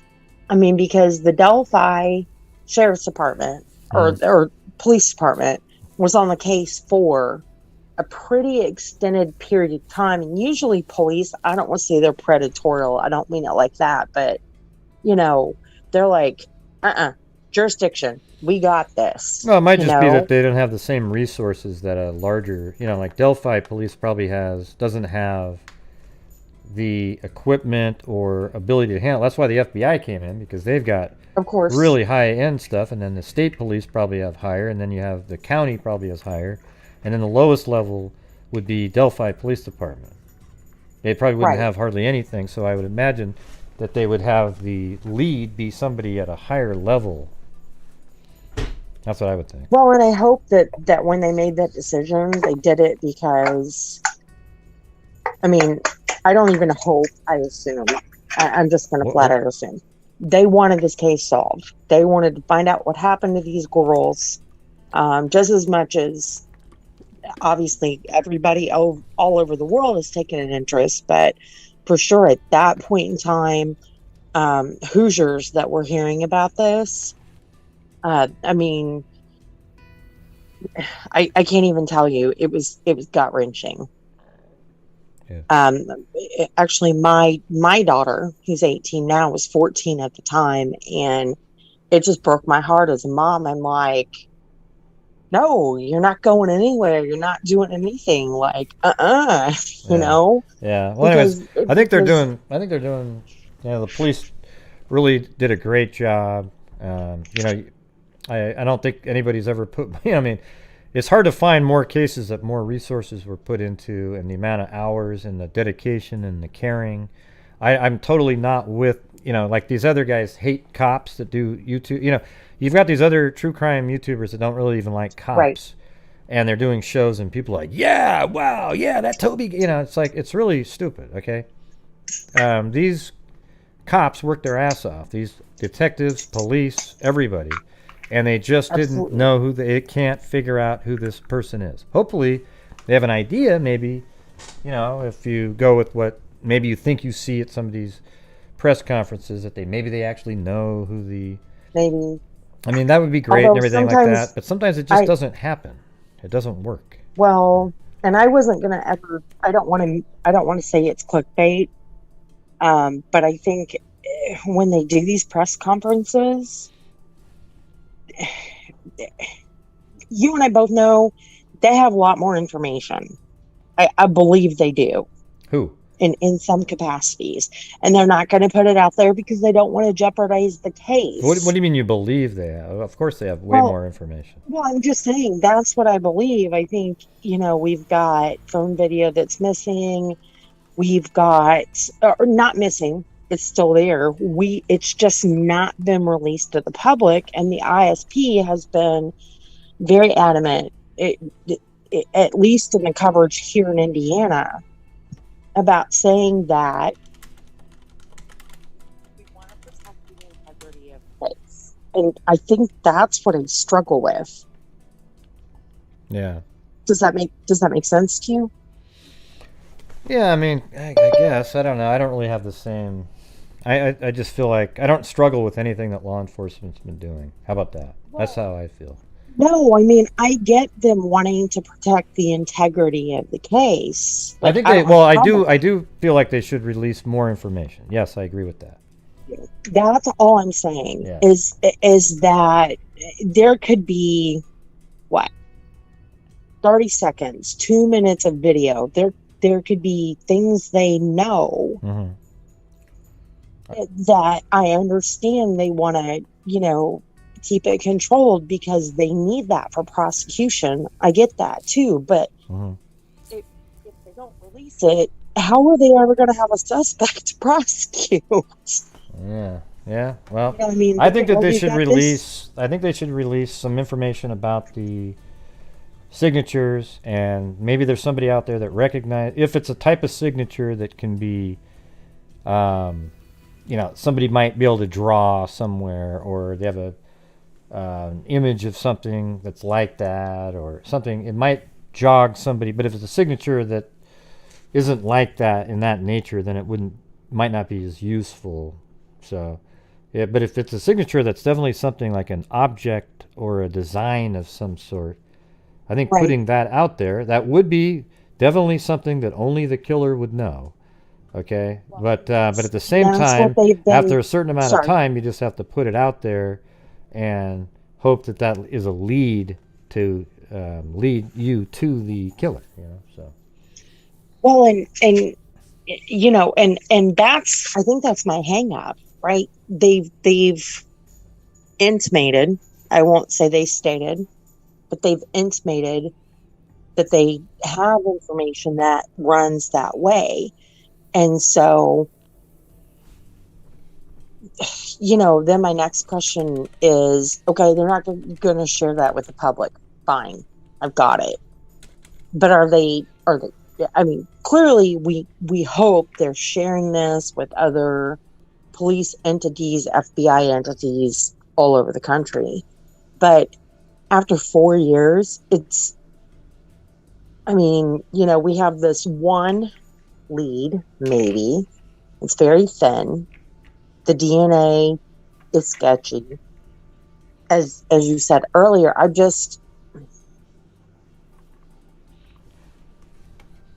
Yeah.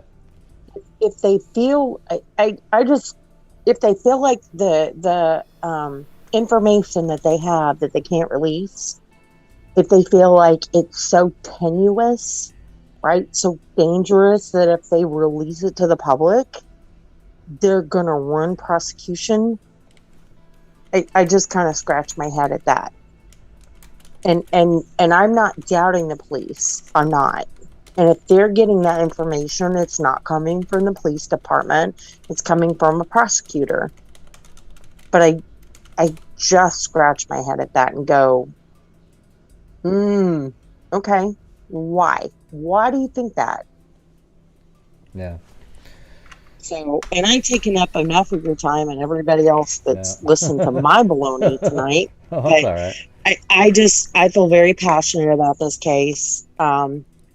This is my hometown, not my hometown, but my home, Indiana is. And,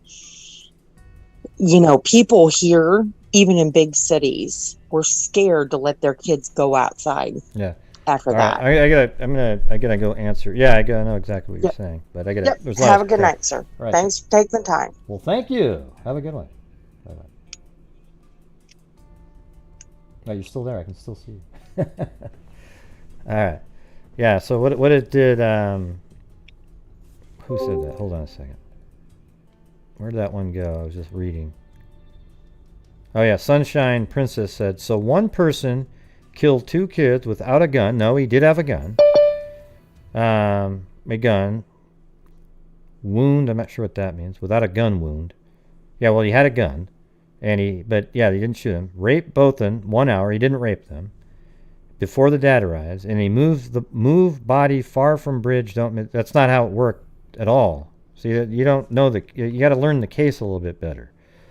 They were forced to walk down a hill at gunpoint, down the hill, towards the water, and then across the creek, and then they were killed where they were found in that area. Okay? So you gotta know the facts before you start saying it doesn't make sense.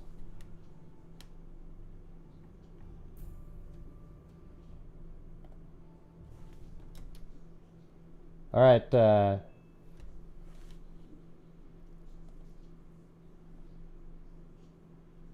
There's this Derrick guy waiting to come on. Hope it's not a troll, but it is Saturday, so. All right, go ahead. Gotta unmute yourself.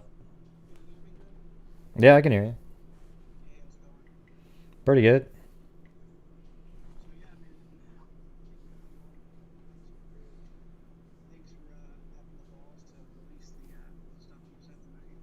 I know it's not, earth-shattering stuff, but, it's something. You didn't have to share any of that. And, I think it's appreciated from all of us.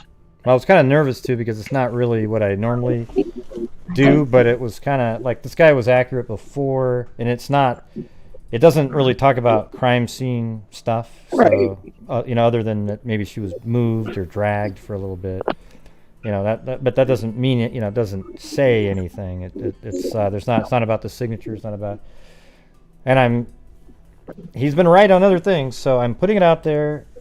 And if it's not right, it doesn't really matter anyways, because it's really just about stuff that we've already speculated on about.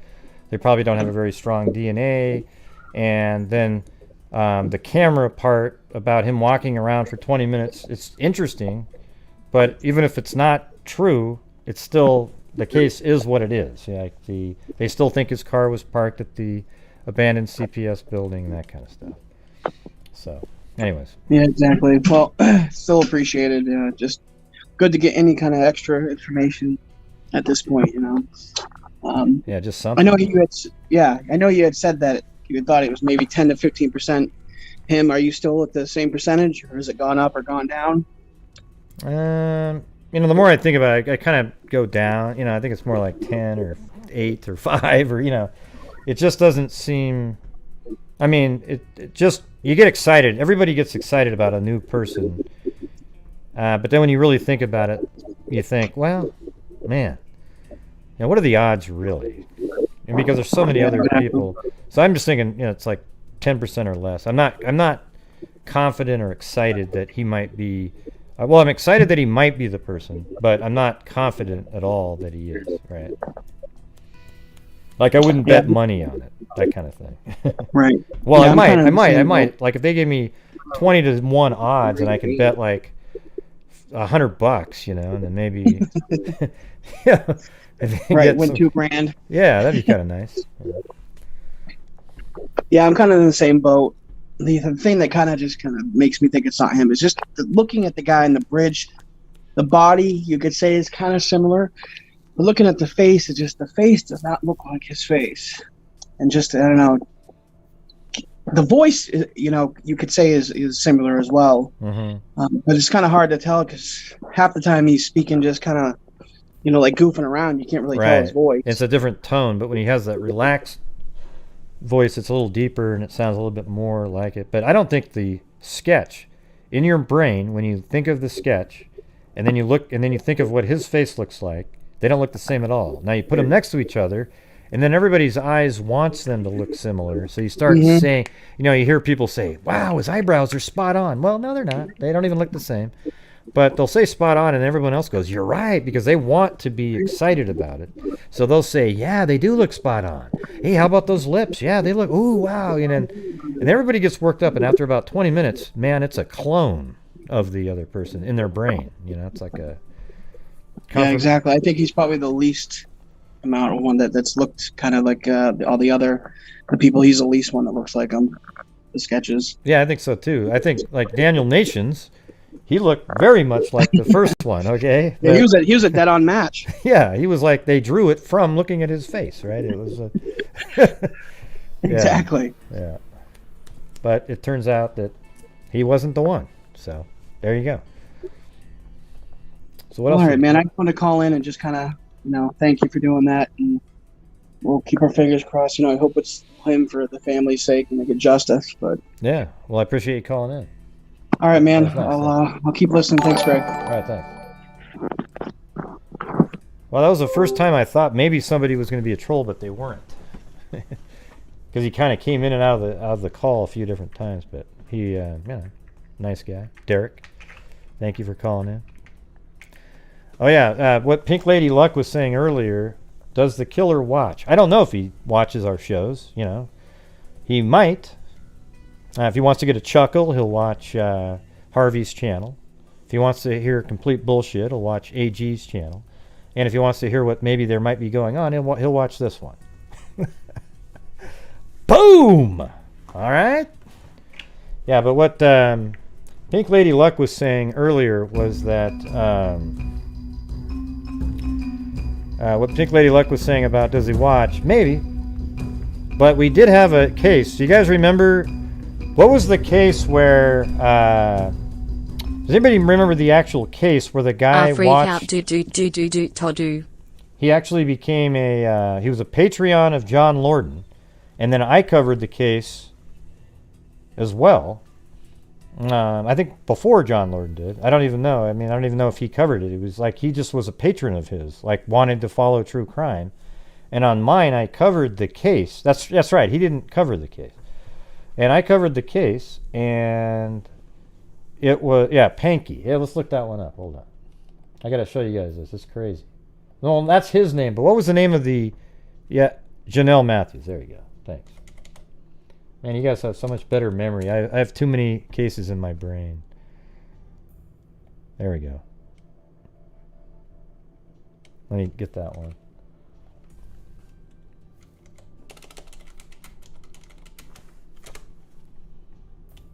Yep, there it is.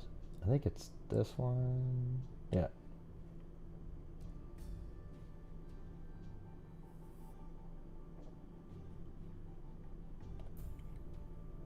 And his name was Panky.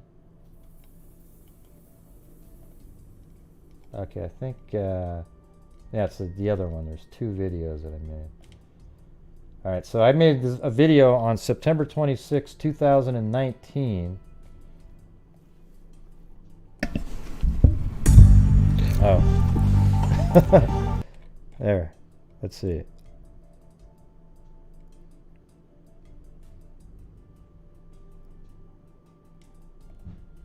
I don't know if this is... Where is it? Right there. Look how crazy that is. So, like, read this one here. It said, Steve Panky is being charged with Janelle's murder. You see that? Then I because Lorden had... He was a Patreon over there, and then Lorden took all the money that he sent in as a Patreon and donated it to charity. See? There are good people that do YouTube, all right? So look at... Then you scroll down and look at that right there. Boom. Isn't that wild? Steve Panky, the killer. I wouldn't doubt if he was a serial killer. Gray, I'm innocent. I live 2 miles away. Without considering police involvement, the case will never get solved. Well, that's kind of a weird statement right there. Without considering police involvement, the case will never be solved. So he's almost saying, like, if the police don't do something, it'll never get... I don't know. It's pretty strange. I don't know if these are any extra... these are people that were... After I did a show mentioning this, they went over and made comments. But so that does show you that killers do watch our channels. That's an absolute fact right there. Isn't that weird? Yeah, absolutely crazy stuff. Yeah, and so if you want to call in, the link is at the top of the... It's just a link now. You don't have to dial numbers or anything. You just click on it and do what it says to do. It's a Zoom link. So it's just like using StreamYards like that. It's easy. Yeah, I wouldn't doubt if the killers watched a bunch of our shows, you know. Wouldn't doubt it a bit. Okay, but I want everybody to take what I said tonight with a grain of salt, but with some confidence that maybe it's, you know, like I think it is real and really a lot. But that's what they. But you also got to realize that that's what they were thinking in 2017, apparently, on the profile information that was mentioned. Okay, so that was 2017, and now it's 4 years later, and who knows what they think now. Some of the other stuff was not profile information. It was sort of detailed, like a factual information. Basically, they said that there was a person on a bike, but they're not. See, that piece of information, like I said earlier, makes me believe more in what he's saying, because that means he was told that. Now, if the person who told him that, the person that actually would know the answers, told him the wrong thing, then that's all we can go with on that.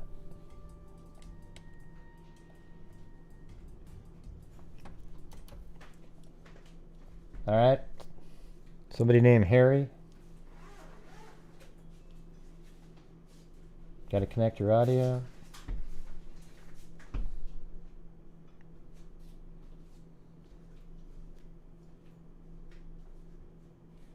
Why do you keep talking about Chadwell?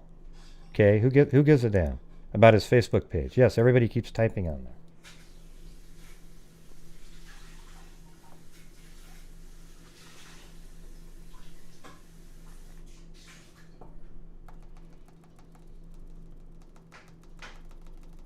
Do threats happen where? I don't know what you're talking about. Yeah, Chadwell, he's capable of murder, okay? And his family members all think that he's capable of murder. He's capable of murder because he actually was going to kill that girl. The police just happened to get there before he was done.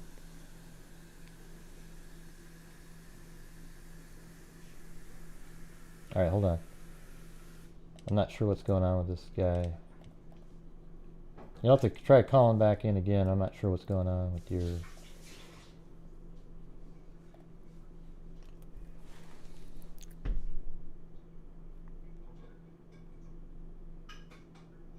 I don't know. Why would he want to talk about them? And we don't even know if you're...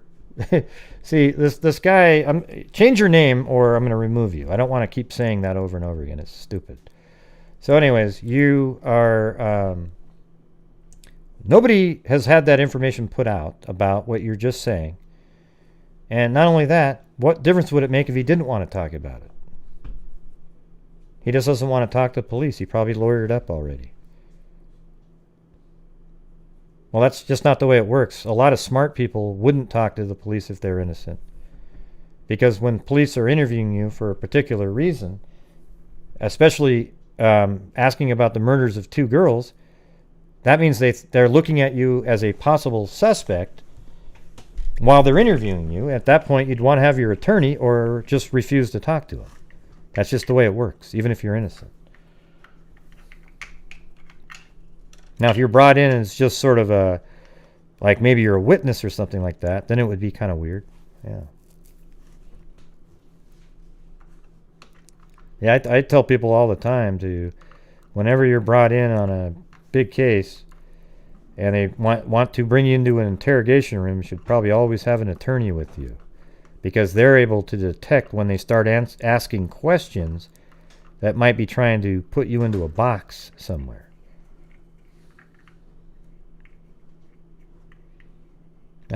You'll have to figure it out later. Never naked nails. Yeah.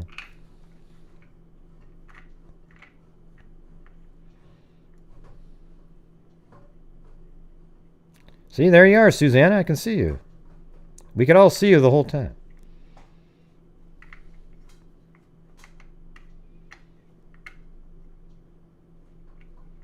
Yeah. Yeah. Nobody liked Photos Doulos' attorney. Yep. That's true. Hey, where the hell is... I haven't seen Claudia Neubauer in a while. Was she here yesterday? I can't remember. Claudia Neubauer. I don't remember saying that. Well, she was here like last week for sure.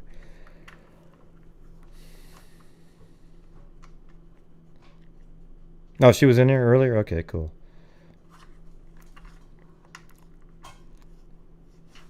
Claudia Neubauer's our Photos Doulos expert. She even photobombed Photos Doulos. Oh, okay. Well, that's okay. I wasn't looking for you for donations, Claudia. I was just, every time I hear photos, I think of you. So I was thinking, I thought it was funny how you just sort of those couple of those photographs where you're just like with this big shit-eating grin right behind Photos Doulos.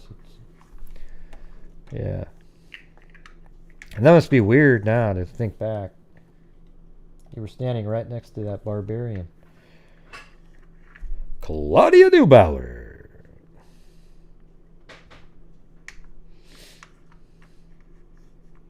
Yeah, she's been around forever. Yeah, she was on the like an escalator or elevator, and then one time outside. Yeah. Nah. Good luck. I know I'm just not interested in having this conversation with... here's what I'll do. I'll unhide them, but I'll keep timing him out every time he keeps saying the same thing.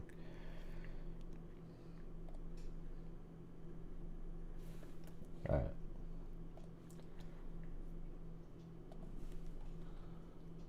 Alright. Angie. Are you there? You got something blocking. Nobody can see you on the screen. I can see you though.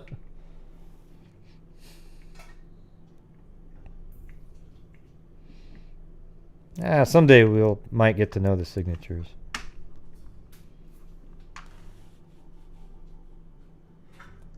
All right, Angie, you're on there. You have to unmute yourself with a... Unmute yourself, Angie. Okay, there you go. I can hear you. Wow, I can't hardly make out anything you're saying. Are you there?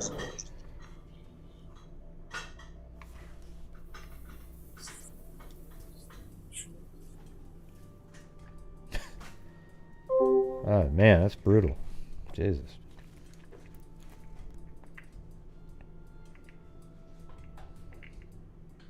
Right.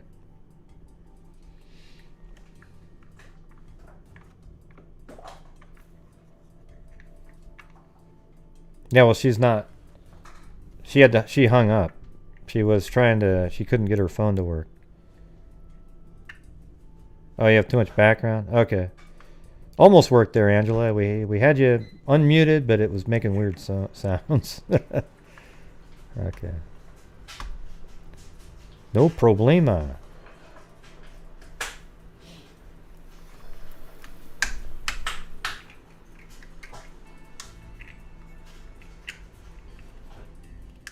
All right.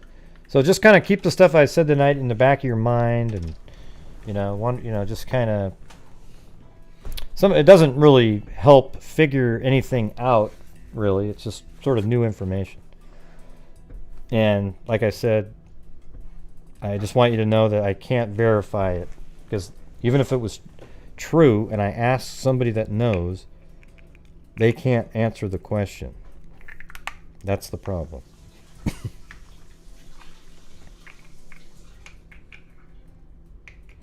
Yeah. Yeah, well, that's why you got to get the show right when it starts there, lady. I've already gone over it twice.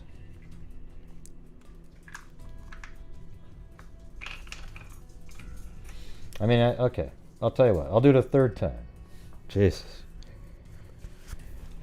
All right. So the reason this guy has been somebody that's been accurate from the beginning for me is that he told me a year and a half before the second sketch was released that there was another sketch.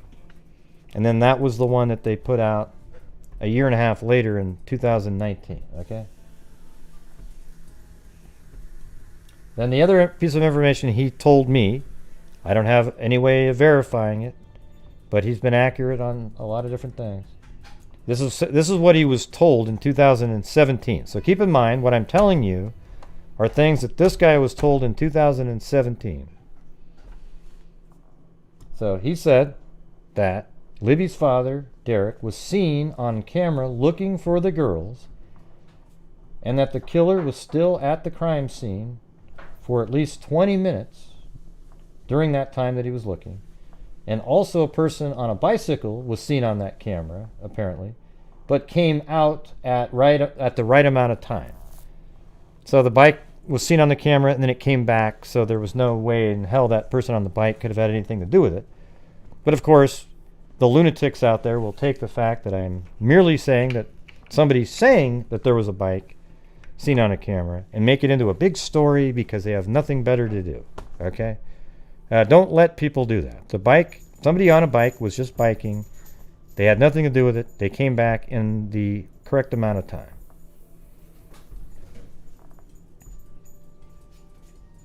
Then we've got, let's see, a detective told the person that this guy talked to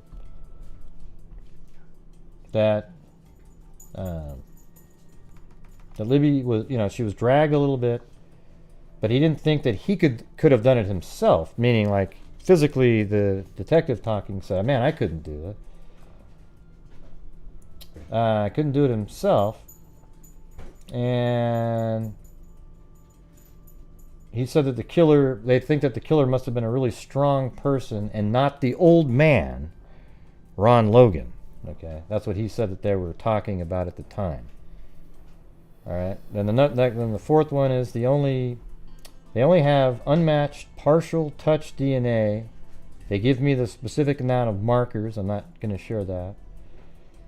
But they got the touch DNA on a sweatshirt or a jacket, and they didn't know if it was the killer's. Law enforcement recently has admitted, finally publicly on HLN, that the DNA may not be the killer's, so I watched that also come true. So this person has known these little details, and things have come true. They don't think it's the killer's.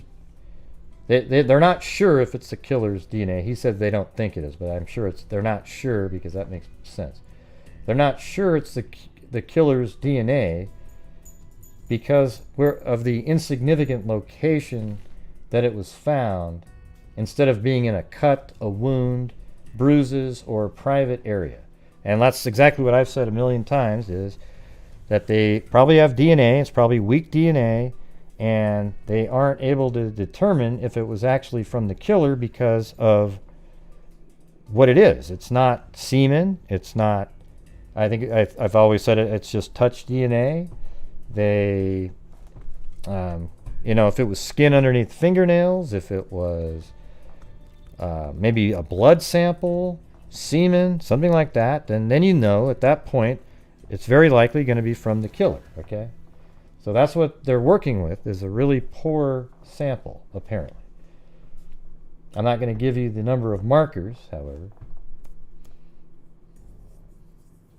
He actually had a specific number of markers in the DNA. That's pretty crazy, right, to have that. I don't know. All I can tell you is it's interesting.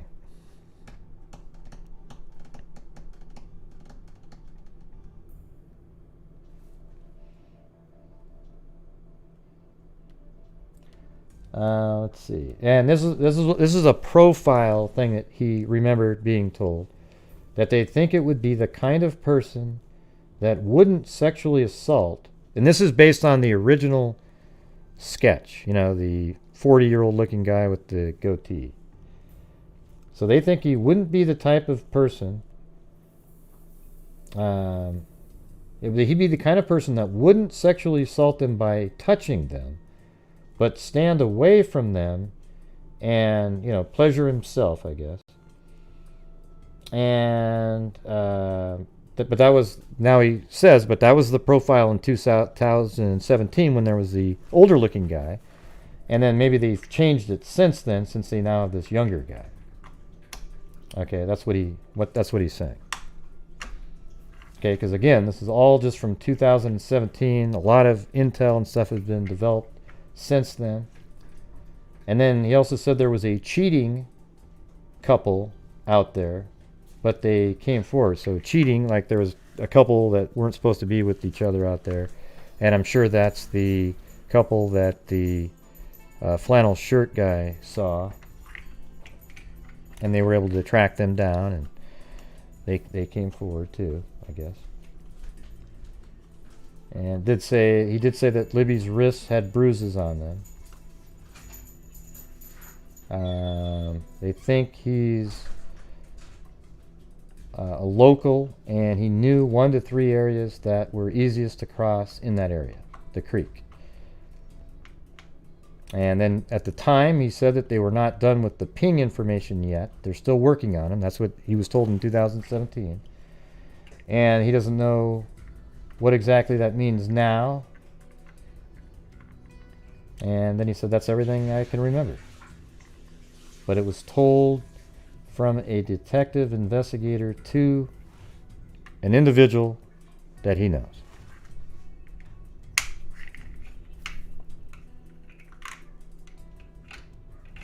So there you go. And he said I could use this information how I want. And I'm putting it out there, and I don't think it really, it doesn't talk about stuff that only the killer would know, really. I don't know.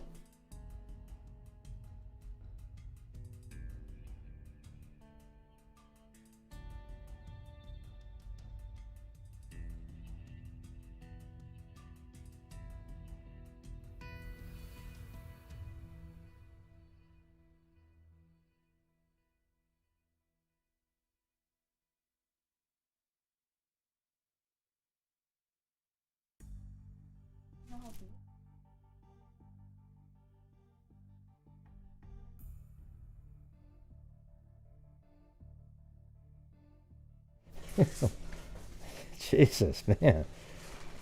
Yeah. Who cares if it was a cheating couple or not, though? I'm just saying that's what he said. So we don't need to keep focusing in and that kind of stuff. It just doesn't make any difference at all.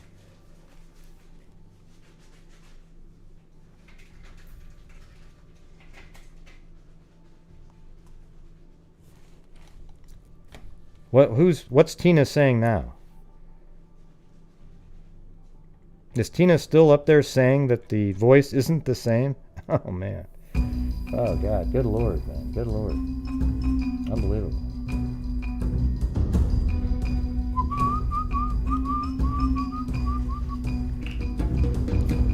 Thanks, Danette. Thank you for sharing this info with us all and your patience, Gray. Yeah. Pretty bad timing.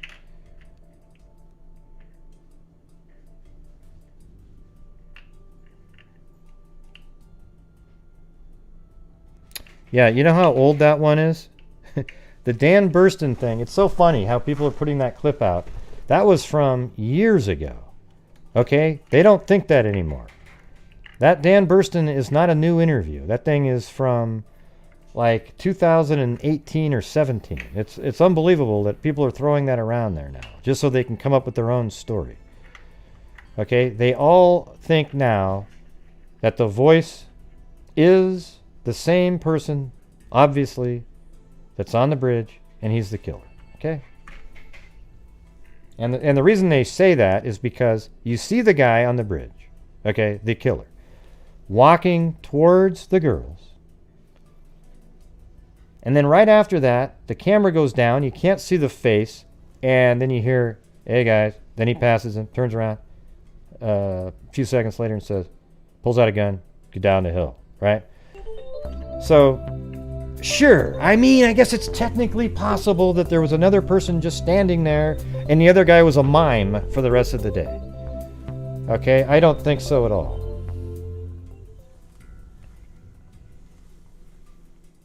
Thank you, Rita Schaefer. Yeah, so the person walking towards the camera is the same person. It's really obvious, the timing and everything. I think it was kind of irresponsible for him to actually make that statement. You know, it's almost like, hey, we're so open to everything, everybody. Look it, man. I'm not even going to say that that was him. You know, really stupid, I think. Dumb comment.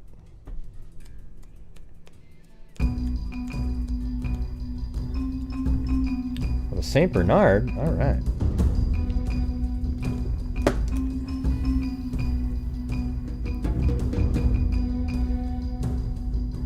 Thanks, Rita Schaefer.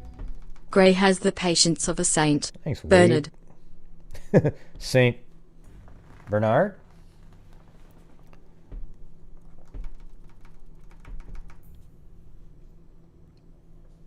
Hello. How long have I been on here? 2 hours? 2 hours and 10 minutes. Okay.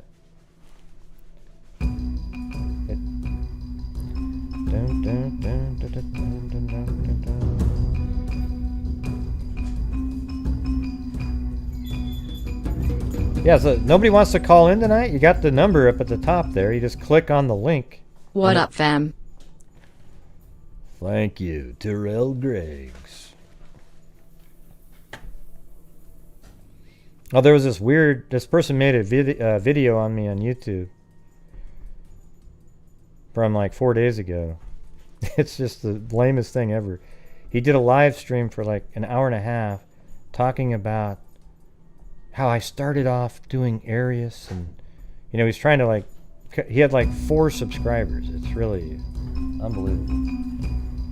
Not even sure how that popped up. Idiot though. No, it's just some total clown somewhere. I told him thanks for the shout out though. No, I will not recap it again. I've already done it 3 times. That was it. It's almost funny when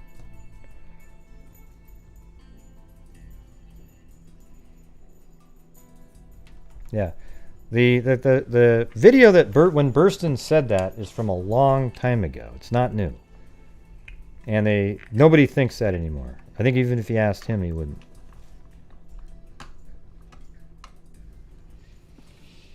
Anyways, I'm going to be back here in a minute. And if we don't get some more calls, I'll end it. We need some more phone calls.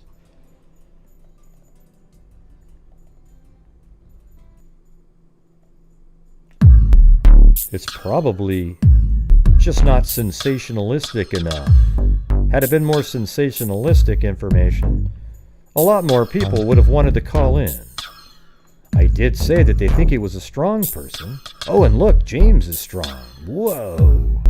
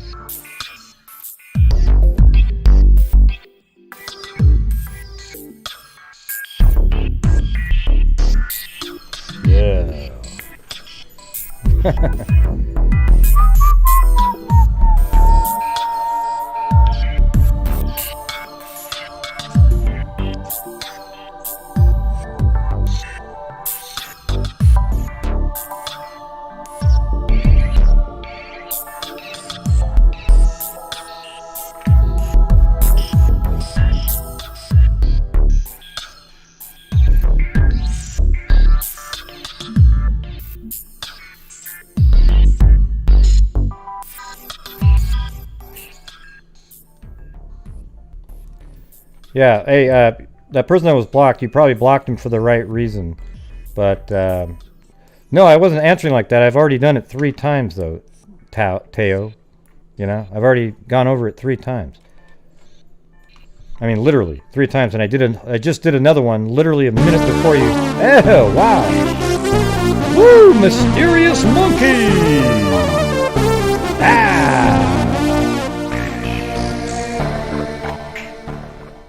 Great good-hearted person, heart. Yeah, so there was another piece of information. There was another piece of information that I wanted to say that he said right at the. I asked him, "Is there anything else?" And he said, one of the things that he was told was that each of the technicians at the crime scene, they wanted to do their own specific task and not collaborator, like normally it would be done. It was strange. That's what he said. That he was told that each single technician at the crime scene was given their own task to do there. I don't think that's sketchy. It sounds like it's just sort of for some reason they were doing it.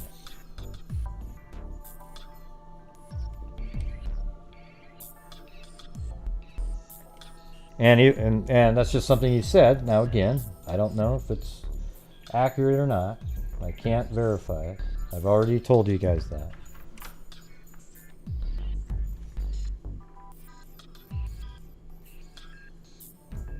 I got calls here. Hold on a second. I'm trying to get back to the normal music.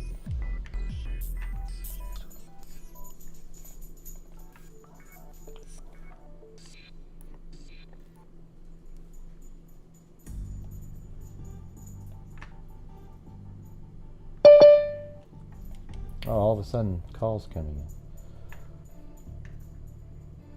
I don't know the order, how they come in. Does it?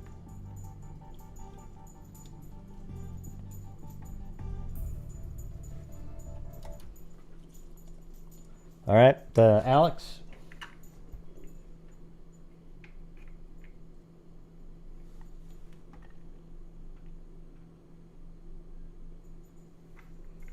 Yep, that guy's gone. All right, how about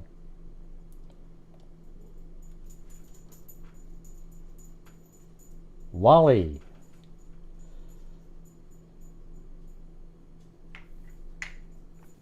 I think these people are struggling.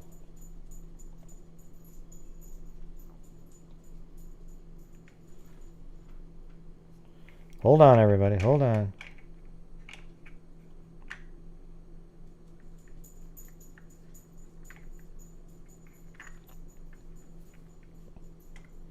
Yeah, but I was going to say, Gen H, your reason was the right one. But, maybe I could have been nicer. I had just done it 3 times, though.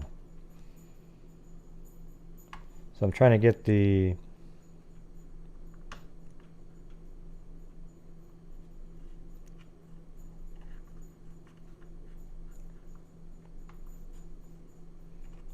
Yeah, maybe something like that. They said it's not really that common, though.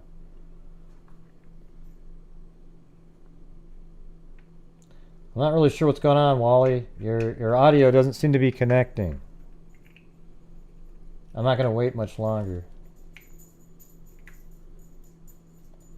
Alright, forget it.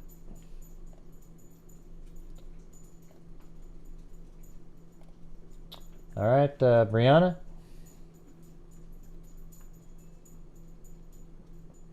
Alright, Brianna?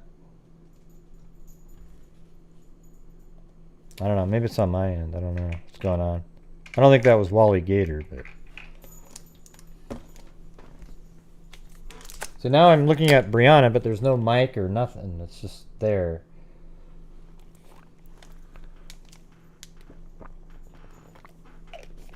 What is, Shane? What's pointless? Okay, I'm removing that one too. I don't know what's going on with these people. No idea. 3 calls and none of them could make it on. They just kept... 2 of them sort of got disconnected and one of them... who cares? Jesus. Maybe tomorrow night we'll do a true crime call-in where you can tell your own true crime story. We haven't done that in a while. Usually I've been doing Delphi nights, but we're doing it tonight because I wanted to tell this, let you guys know the information. So tomorrow, maybe we'll do where you call in and you tell us your sort of brushes with real situations. But have everything ready to go. have like addresses, locations, and we'll look at them up at the time so everybody could see what you're talking about. No, Zoom's good. Zoom's good, yeah. It's people's phones. If you have an Apple or something, Apple phones are terrible for almost everything.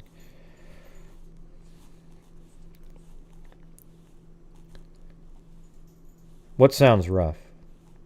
Charm. Let's see if this one works. All right, Jim. Yep, I see it. Okay, I can see Jim on the screen. And you have to enable your audio, though.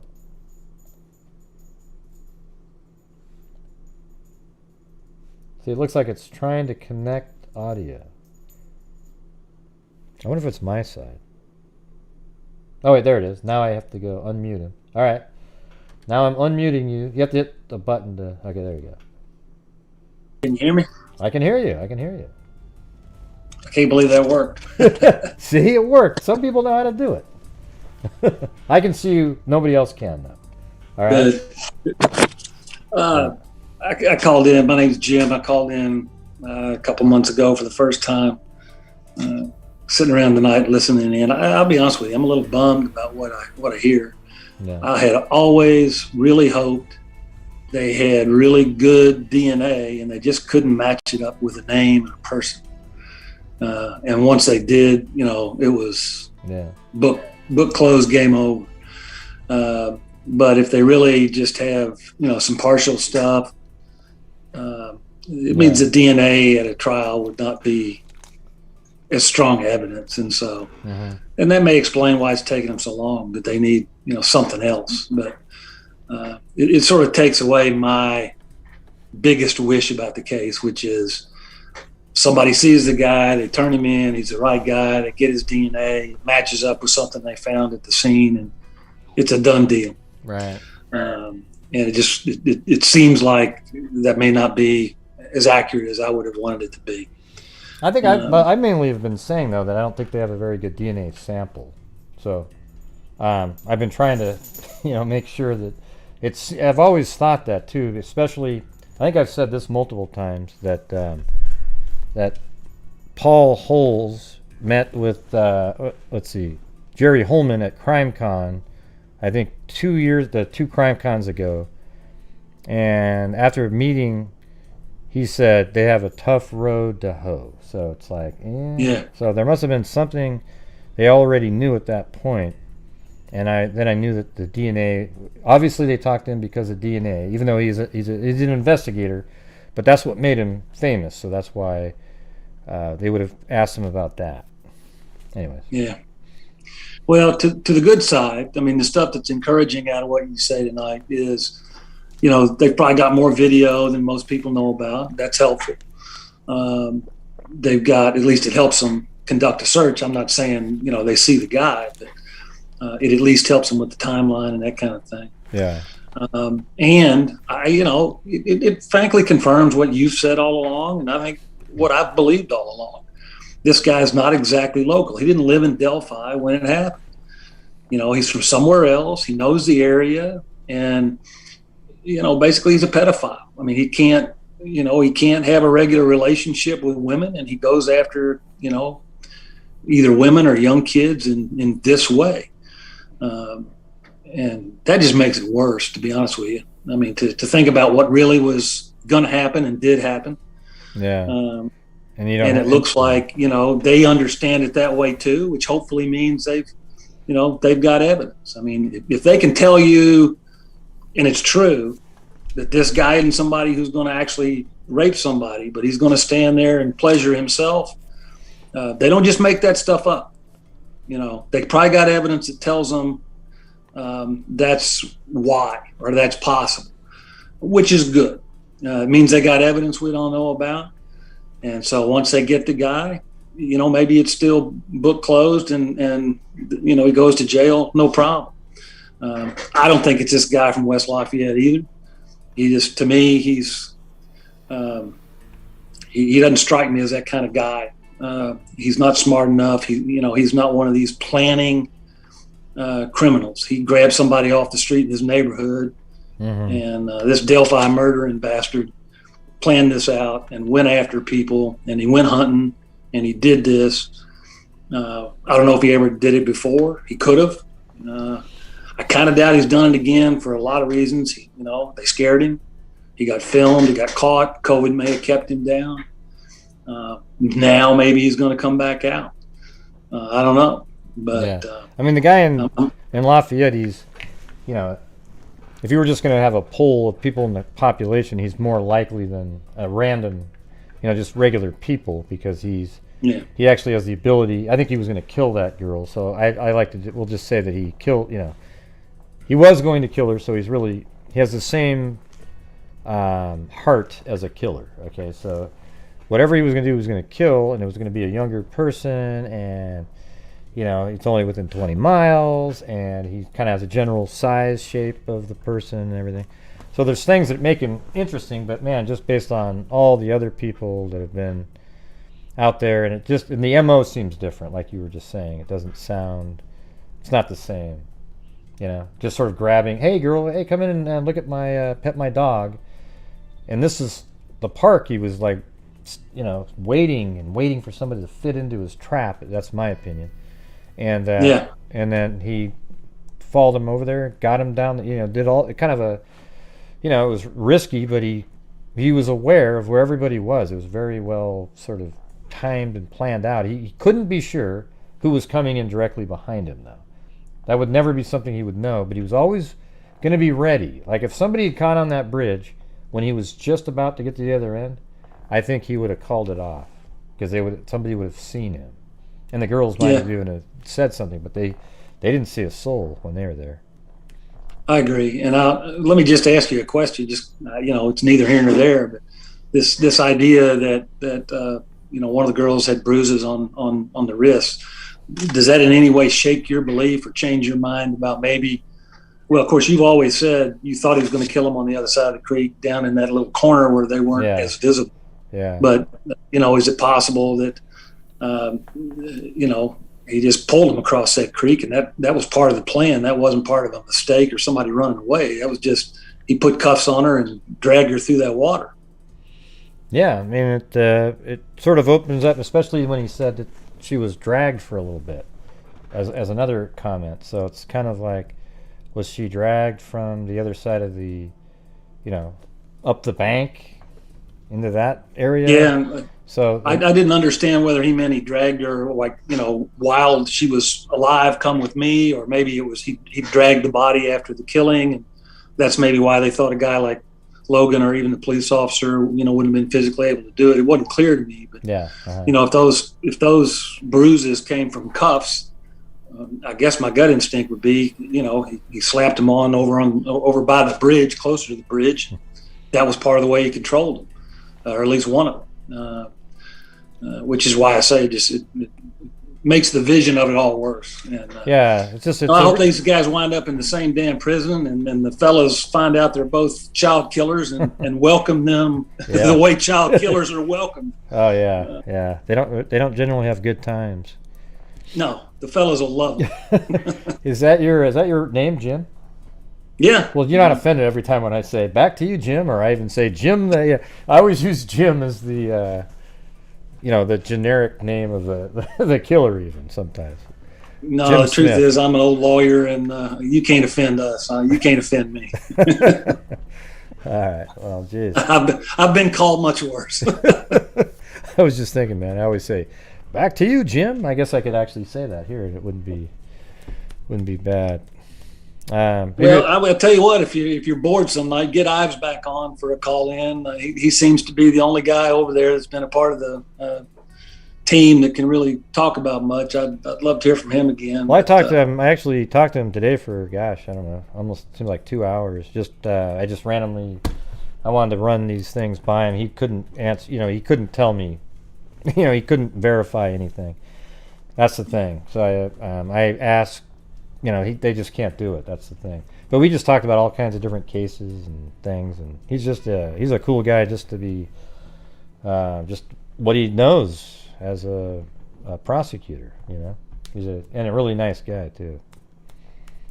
Well, I hope he knows they're getting closer, and this could be the year. I mean, COVID gone, they're going to be able to do a lot more than they did in the last year, a little quicker. And yeah, I just hope they land this guy fast and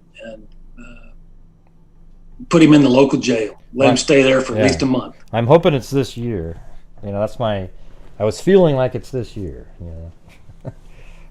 Well, appreciate your time. Yeah. You guys, I enjoy watching and listening from afar. Did you watch when I cover other cases too? Yeah, sometimes. Not all of them. Yeah. They get kind of long, I know. I'm going through articles, putting shit together,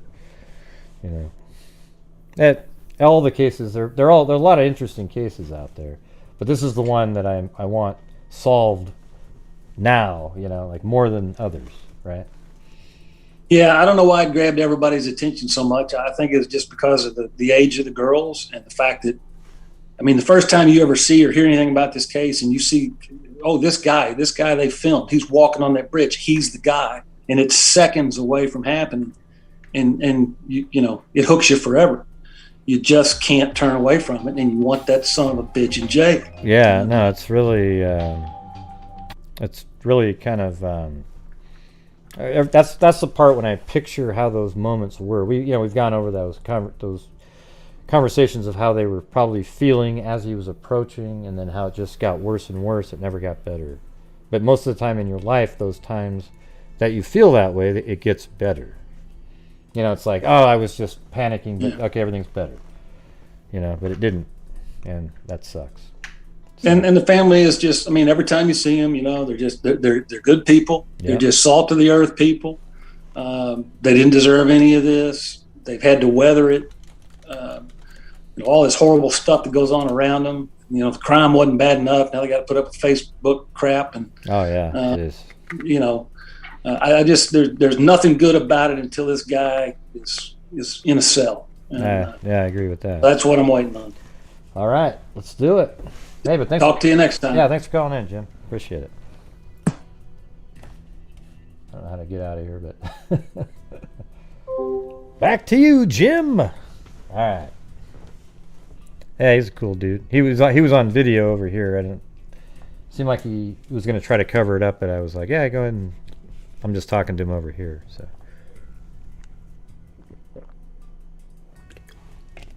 he's a cool guy. He just came back in. All right.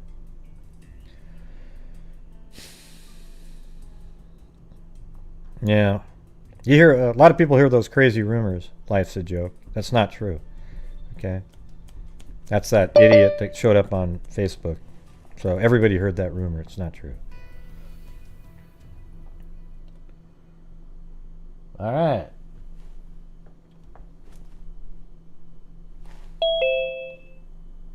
Okay. Is this a different Susanna? I don't know.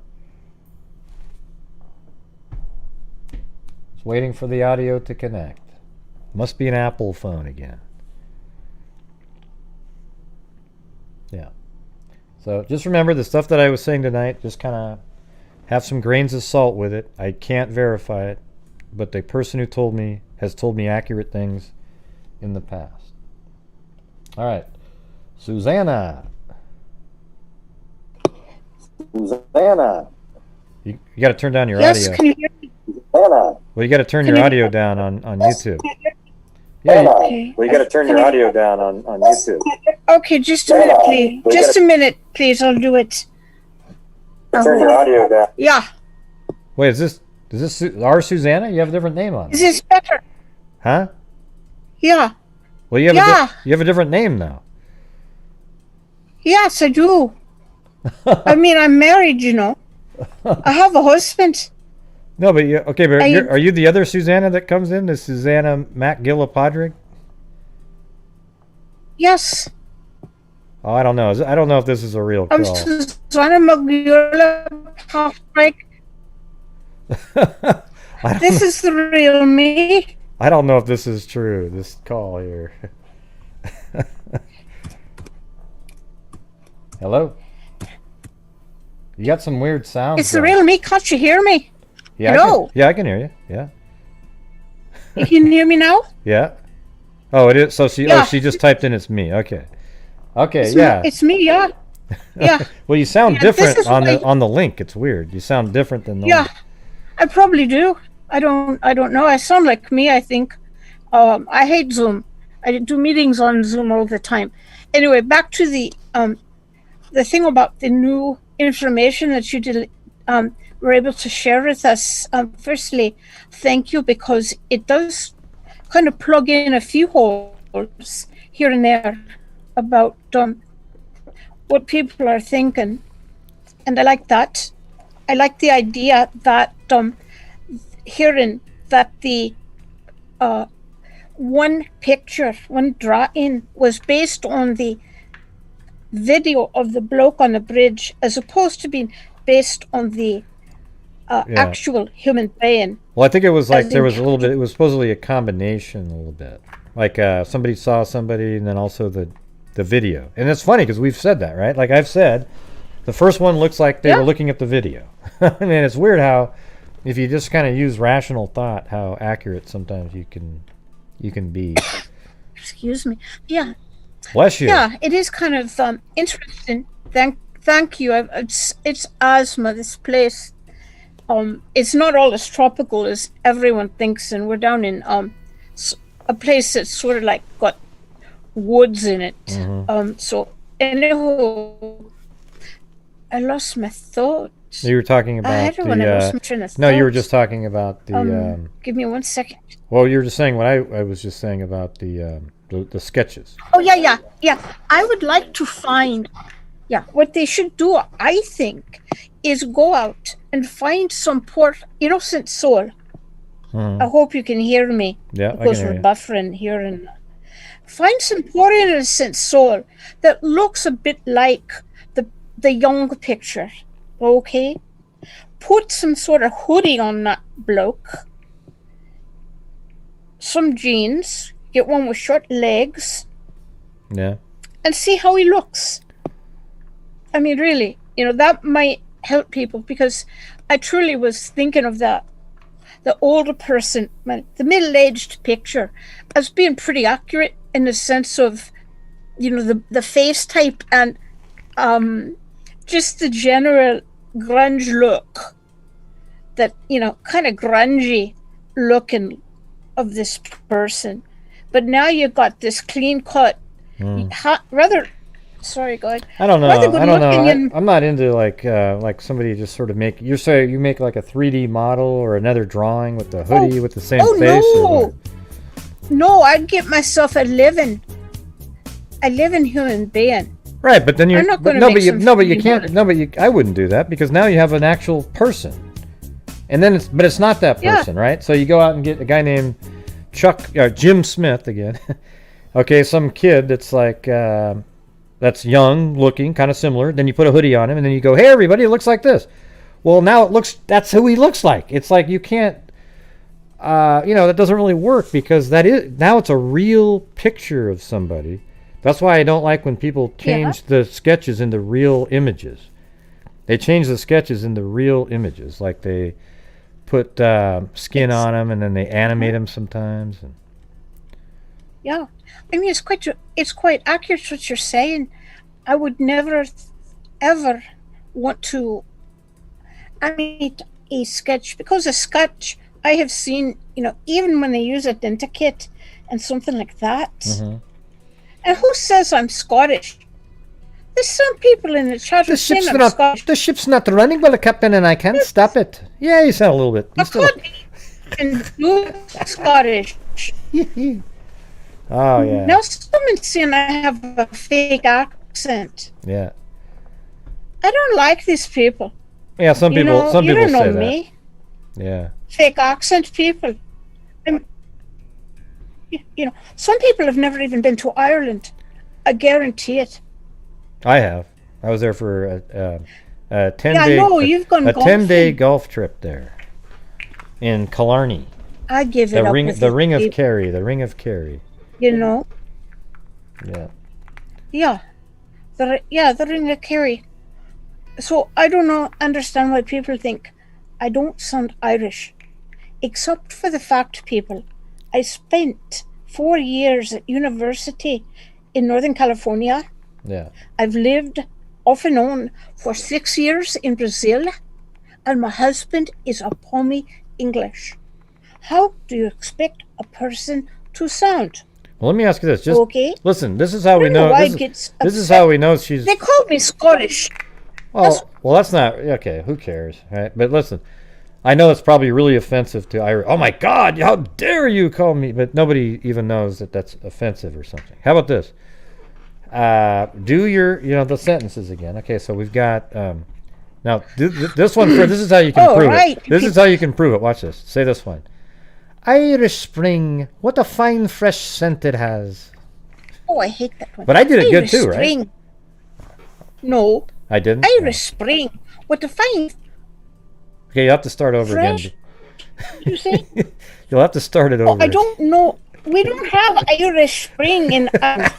We have water that comes out of a spring in Ireland. Irish Spring. It's a fine, fresh scent it is. Okay. And now we got the next. Frosted Lucky Charms. Yeah. It's magically delicious. Yeah, how can you possibly say she's not Irish if she could pull off the Lucky Charms thing? That's just perfect, right? Frosted Lucky Charms. Yeah, do it again. Frosted Lucky Charms. They're magically delicious. Right? Frosted Lucky Charms. They're magically delicious. Yeah, there you go. See, we had a little buffering, but Okay. it still sounded good. So listen, Yeah. I think we've just proven that she's from Irish. She has an Irish accent. Okay. My God, people. Yeah. Yeah. Yeah. Yeah. Yeah. It's just, I don't know what it's all about.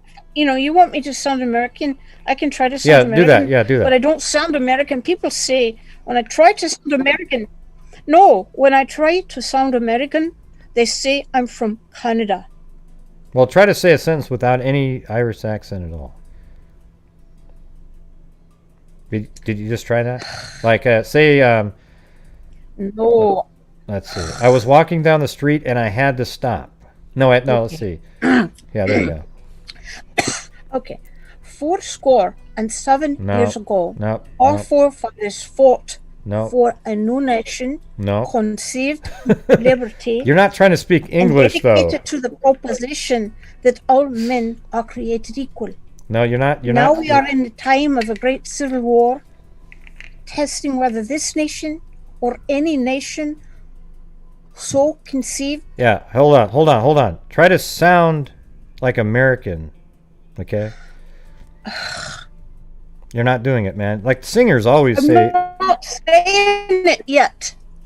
Okay, but we want it right now, okay? Because we're not. 1, 2, 3, 4, 5, 6, 7, 8. Okay. 9, 10. It still has a little bit of an accent in there. And now I'm supposed to be from India. Have you been She thinks to Lucky India? Charms are frosted suspect. People, we've gotten off the entire thing about my accent. Yeah. So here we go. It's ridiculous. Well, but here's to be focusing on but my here's the thing: is accent. you shouldn't be reading the comments. You should be just talking about the case. Just like I always say to Sassmare when she comes on. She comes on and all of a sudden I lost her because she's reading something. And then she's reading the chat. So that's what you're doing. You can't read the chat. You got to just tell me your thoughts. Tell me my thoughts. Okay. All my thoughts still tell me that you're getting a person who has a family, whose family does not know that he is doing this. But I think his wife might know. Because I think this person, and I'm trying to make how I sound so people can understand me. I think this person has a wife who suspects that he is kinky, and that if we knew all of the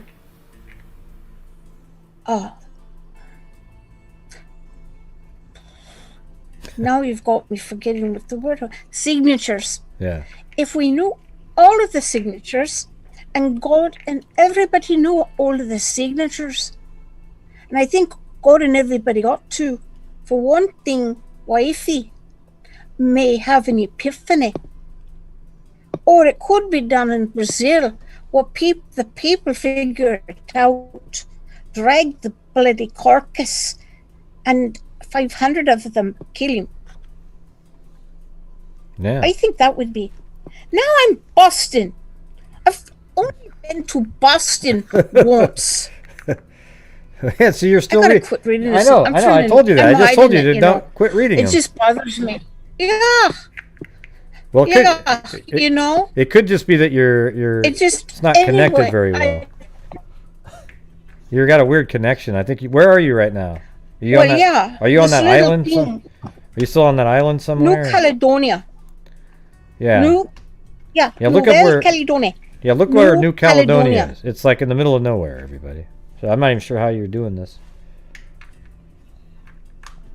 So, anyways, all right. Satellite.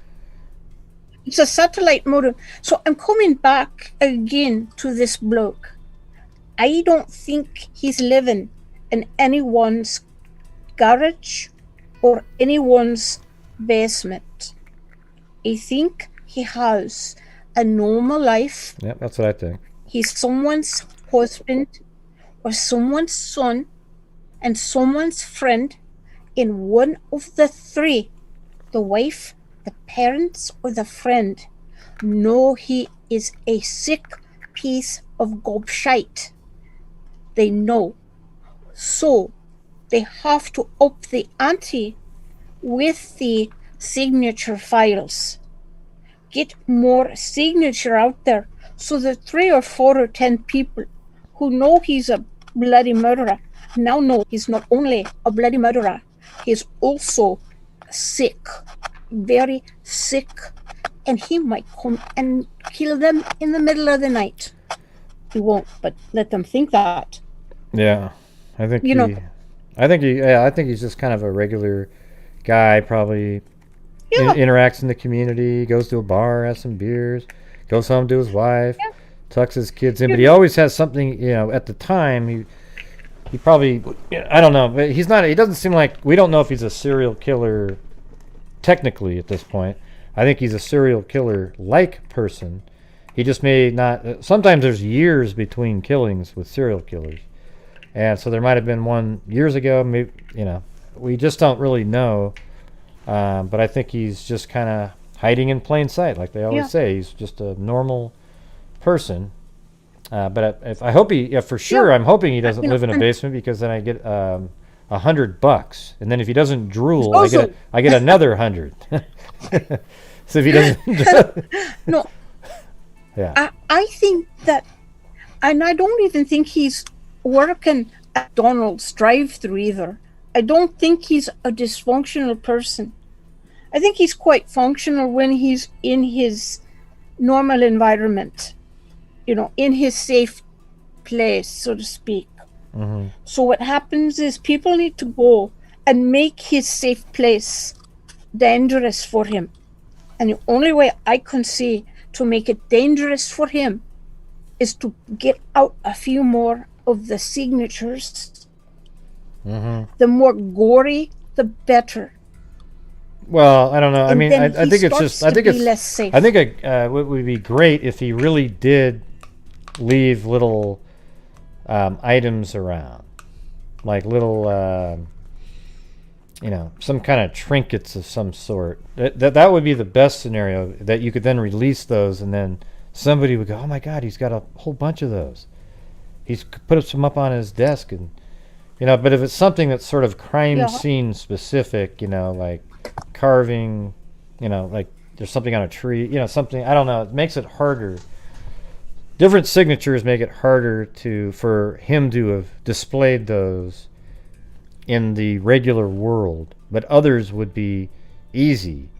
Like I'm just saying, let's just say for the hell of it, he left a G.I. Joe doll posed exactly like one of the girls, but it was on the other side of the tree or something. Well, hell, you might put that out there and go, look, and then somebody goes, oh my God, my husband has those. I kind of thought he's got the G.I. Joe dolls, right? And I'm just throwing that as an example, everybody. Don't say, Grace said that there was G.I. Joe dolls. I didn't say that. I was just giving you an example. I know how it works on social media. There's a lot of really dumb people who only hear one word and they run out and they say something. That isn't what I said. Okay? Yeah, all right. So that's what I'm thinking. No. I do have a question, though. No, with the signature.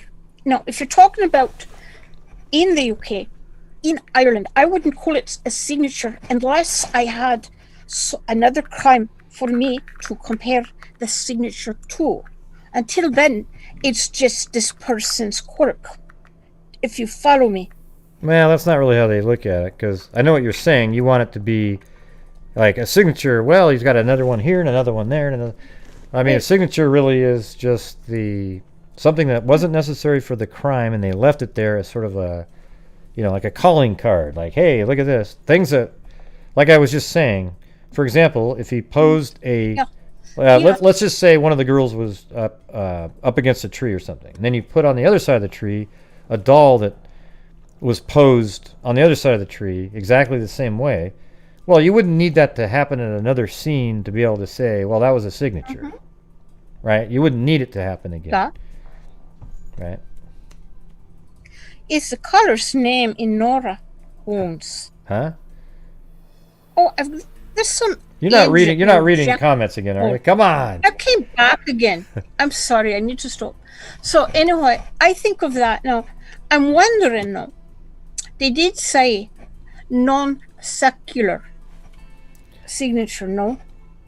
Or am I remembering things wrong?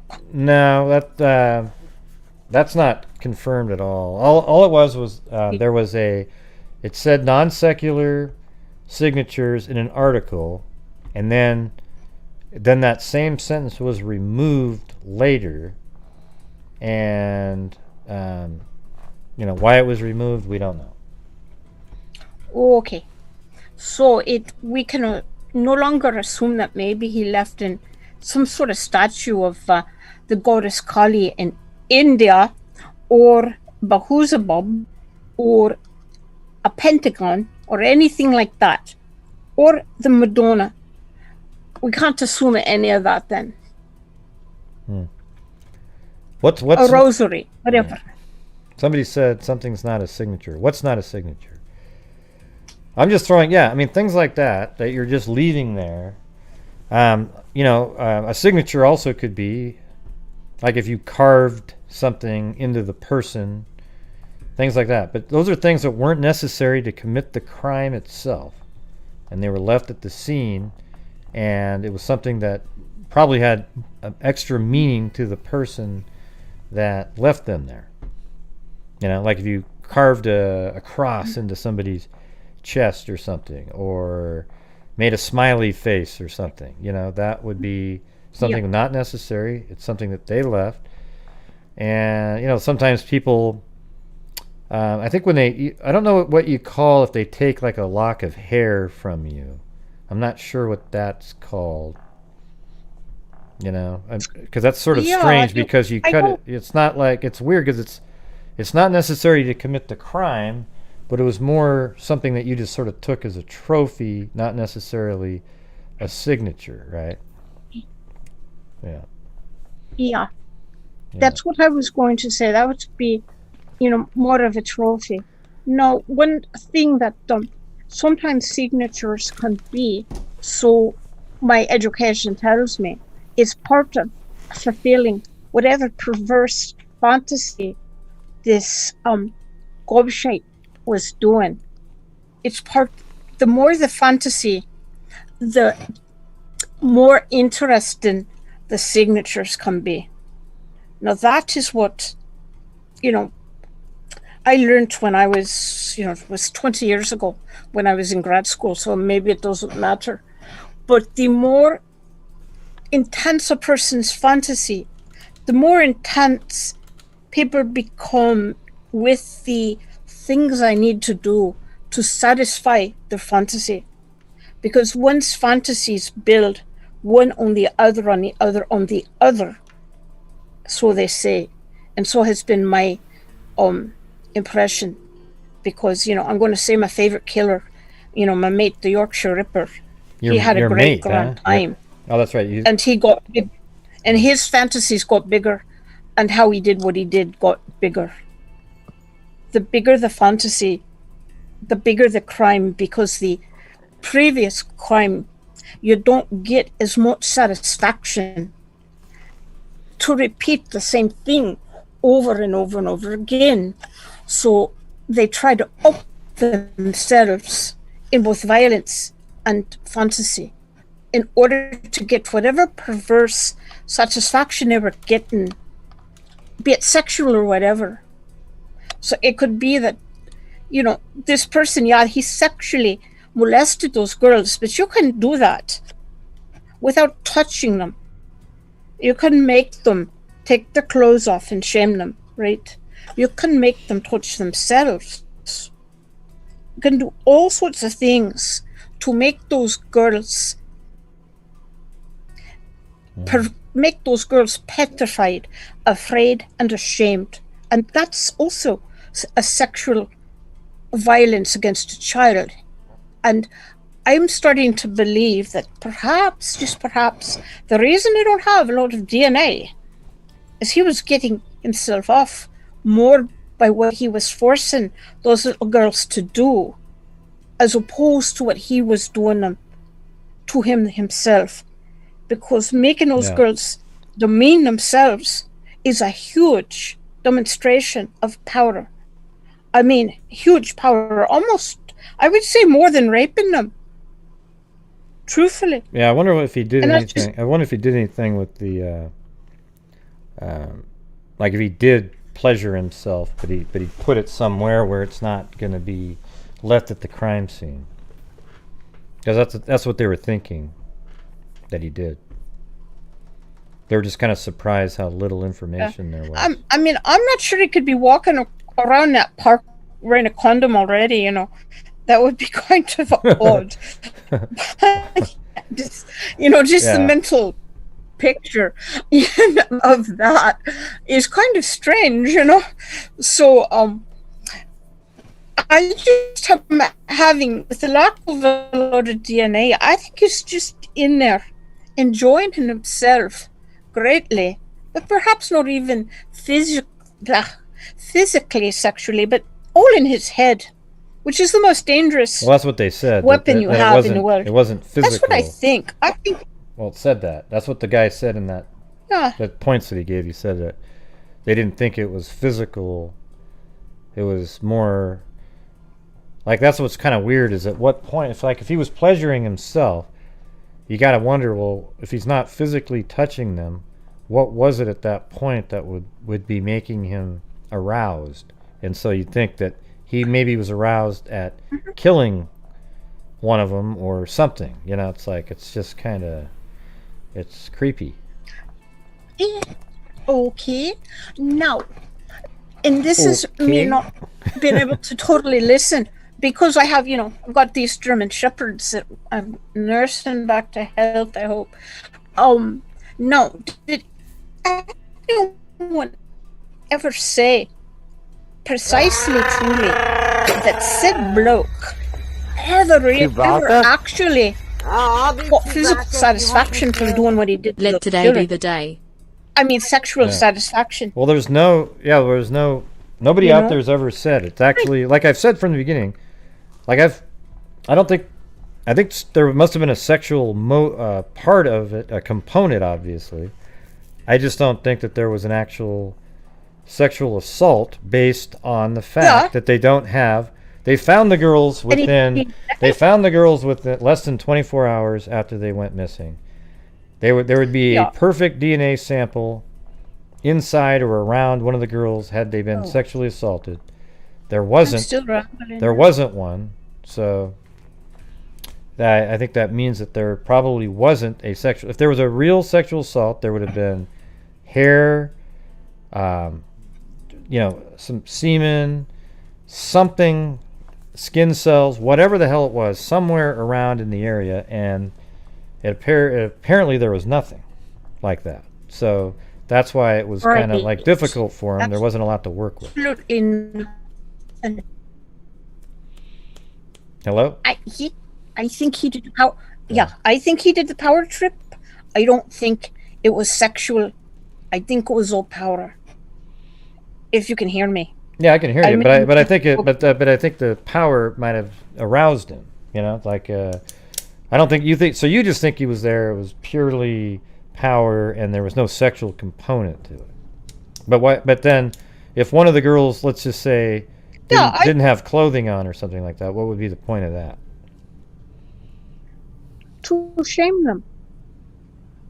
Yeah, Shaming another person. Yeah. It doesn't. You don't have to have sex in it, all right? And I'll go back to something that happened. Well, let's see.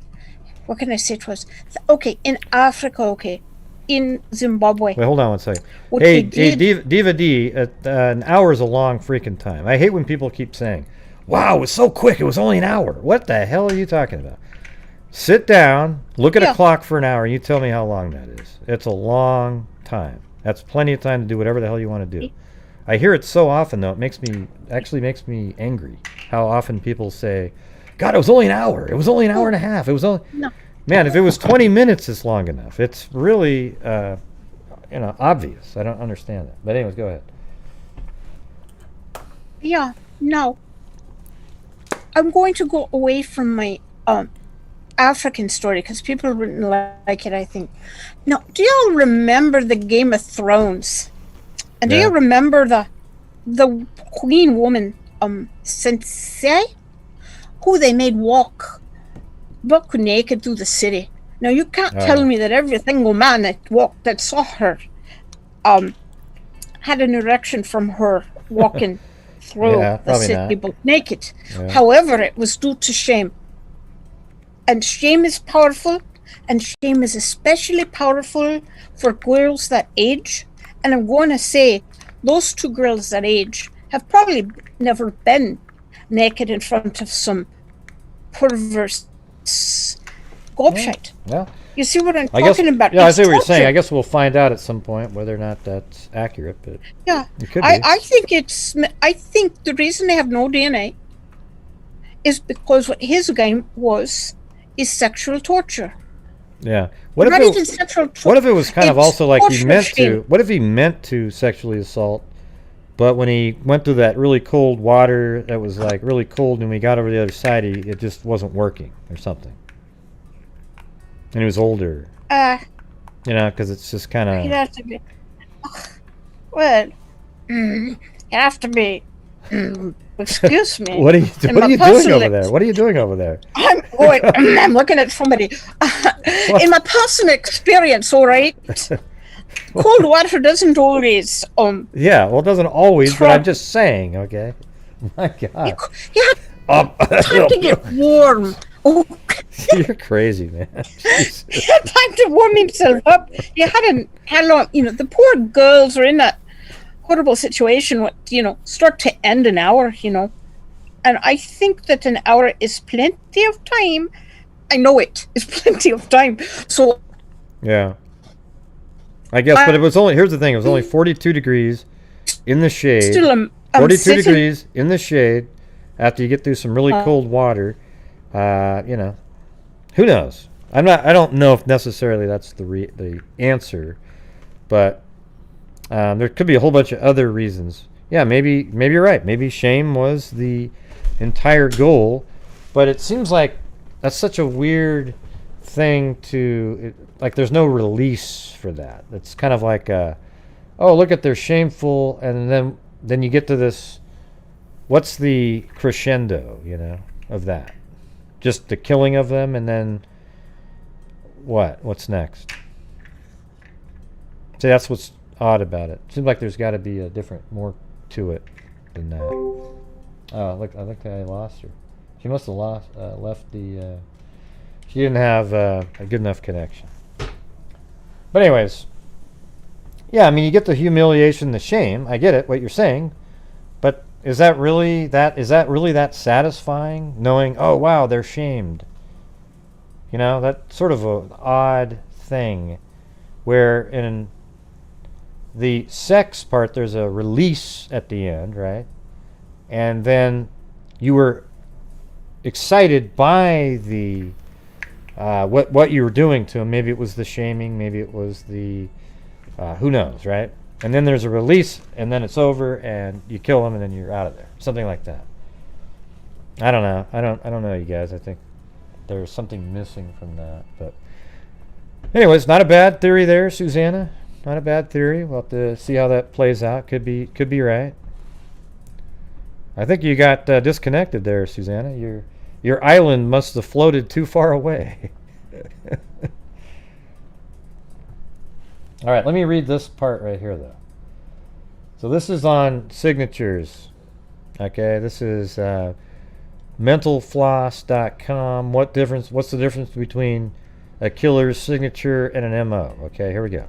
True crime shows, documentaries, and podcasts are everything these days, not to mention all the crime-focused movies and TV shows like NBC, blah, blah, blah. If you're confused about the difference between them, talking about MO and signatures, you're not alone. As former FBI agent and behavioral analyst John Douglas notes in his book, Mindhunter, Inside the FBI Elite Serial Crime Unit, which the Netflix series is based on, both signature and modus operandi are extremely important concepts in criminal investigation analysis, and I have spent many hours on witness stands of courtrooms throughout the country trying to get judges and juries to understand the distinction between them. Douglas, who was recently in New York to promote his new book, The Killer Across, helped break down the difference. MO stands for modus operandi, and according to Douglas, is a learned dynamic behavior. When a criminal starts perpetrating crimes, if sometimes doesn't go right, he's got to perfect the MO. That's exactly right. You kind of keep perfecting it, just like the East Area Rapist, how he would do it. He would end up coming in, he learned how to get everybody tied up, put the plates on the husband's back while he raped the woman, and then if the plates fell off, he would know that the person was moving. You know, he had this whole thing figured out. So when a criminal starts perpetrating crimes, if something doesn't go right, he's got to perfect the MO. He tells Mental Floss, he's got to get it better and better. In other words, unless an offender executes the perfect crime his first time out, he'll continue to tweak his MO as he goes. The method of committing the crime is modified for success. That's why Douglas says you shouldn't link cases together strictly by modus operandi. You don't do that because those characteristics could fit people that have nothing to do with the case as well.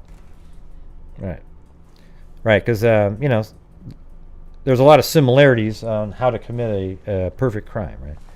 But what you can use to link crimes together is an offender's signature, a term that Douglas says he coined. He says he invented that word. A signature is a ritual, something that is done that is not necessary. Here, I just said this a minute ago, didn't I? Not necessary to perpetrate that particular crime. The signature is the ritual that is unique to the offender, and that's what you're looking for. To demonstrate what he means, Douglas uses sports as an example. It's like a baseball batter who before a ball comes in does rituals like touching his hat or cleats, or shooting basketball, bounce it 3 times, do a certain move, take the shot. It's not necessary to get in it's not necessary for the ball to get into the hoop, but in the mind he goes to do, but in his mind he's got to do it, right? Yeah, that's a perfect way to say it. You bounce the ball 3 times, wiggle your shoulders, tap on your head, then shoot the ball. Has nothing to do with the ball going in, but it was a ritual that you were doing. He's got to do it this way. In Mindhunter, Douglas acknowledges that the difference between MO and signature can be subtle.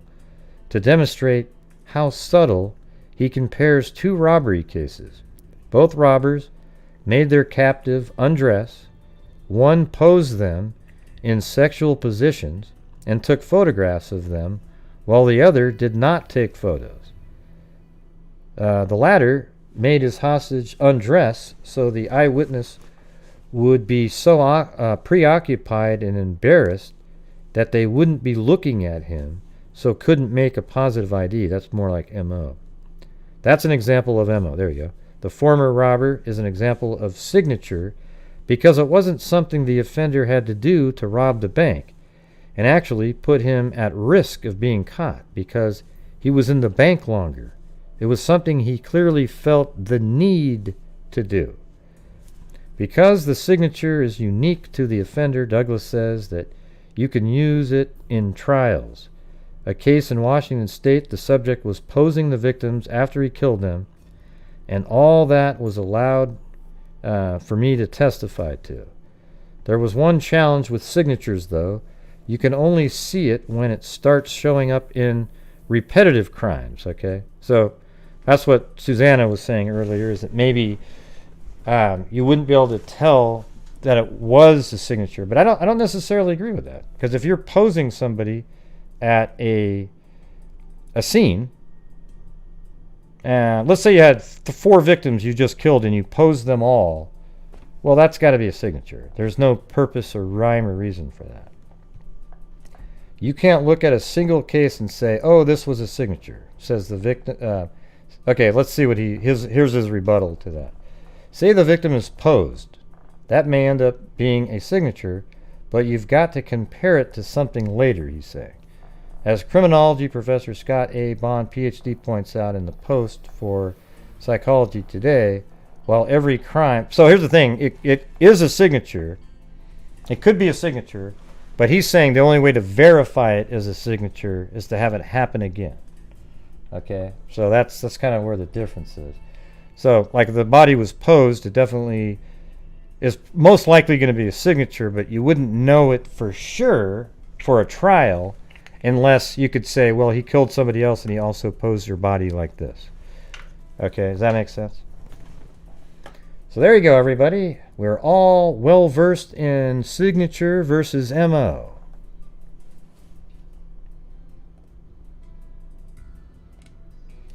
All right, I'm done. I'm ending the Zoom stuff.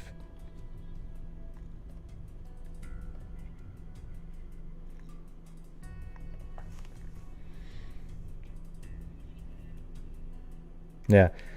One of the things I think was interesting about the Chadwell guy on is that he posts so much on Facebook, it almost has a feeling like he's trying to muddy, regardless. I don't think it has any, when I say that, I'm not even talking about the Delphi case.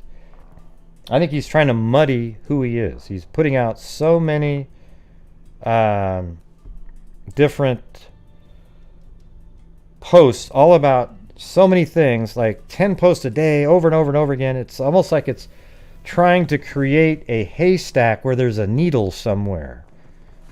And the needle would have been a hell of a lot easier to find had it just been a post here and a post there, right?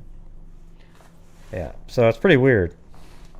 I've never seen anybody, an adult at that age, post that often. It's just like 5 times a day. Hey, thank you. Is that Gen H? Is that another Gen H or a different Gen H? Great, thank you for all you do. Boom. Nice voice. Was that Gen H like our Gen H? It didn't have the same name on it. It was Gen H and then some numbers. But thank you. Appreciate it. That was through Streamlabs.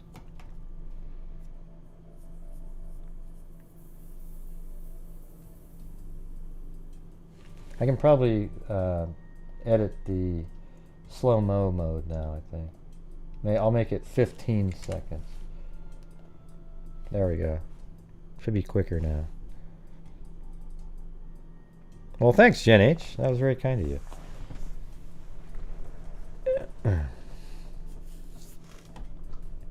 So where are we at? Up through. Oh, jeez, 3 hours and 16 minutes, man. Anyways, I hope you guys found that interesting. I can't verify that. I just know it came from a source that had told me accurate information before. It's not like incredibly profound information or changes how you really even think about the case at all. But it was just, it struck me as genuine from his mind. I don't know, you know. That's it. Okay, so just take it with a grain of salt. But he seemed genuine to me, and he's been accurate multiple times. And I thought I would share it with you guys because it's, you know, at least there's something a little bit newish out there. But it's only new if it's real, right? Like if it's not real, if it turns out it's not accurate, then it's absolutely meaningless, right? But it doesn't hurt anything if it isn't. If it is meaningless, it doesn't hurt much because in this case, it's just sort of like we had already thought that there was a weak DNA sample. I've already mentioned that they thought that the killer was there for 20 to 30 minutes after the Derrick got there. I've already said that before. There's just some little nuances in there that are a little different.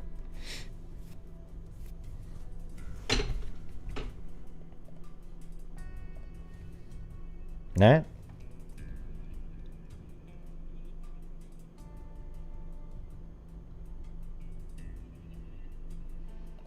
Alright, so we've got, thank you to Aria and Jen H on PayPal there. Very cool. Oh, I guess there's another one here. Hold on. And then, yeah, this is today.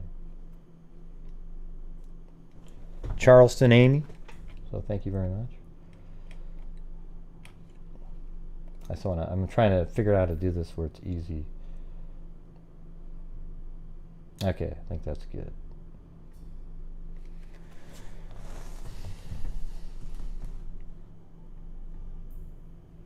Yeah, I don't know.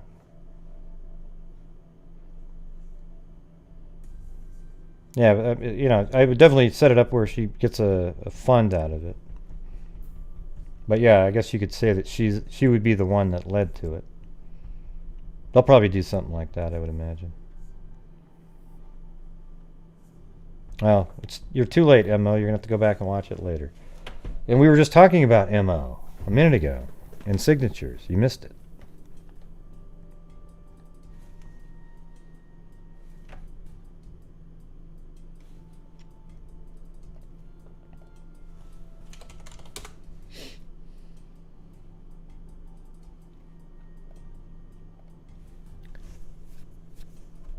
But anyways, thanks everybody for calling in. And tomorrow I get my second Pfizer shot.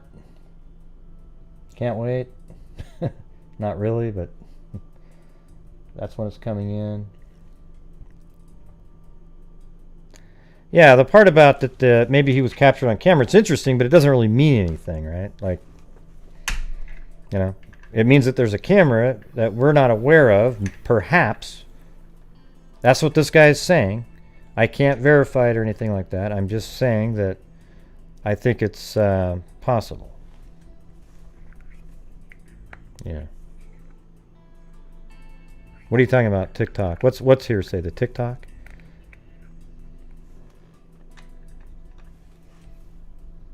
Well, they're safe to get, so you know, won't need any luck. It goes good, I think, right? D&K.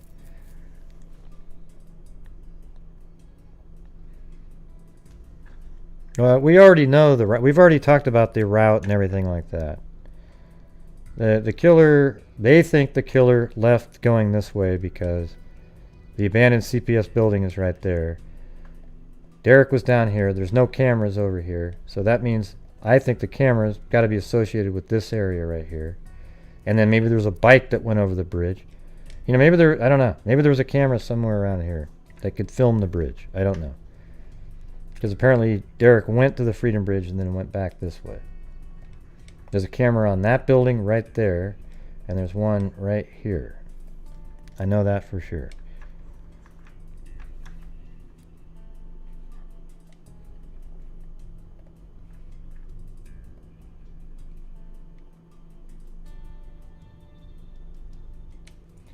Okay.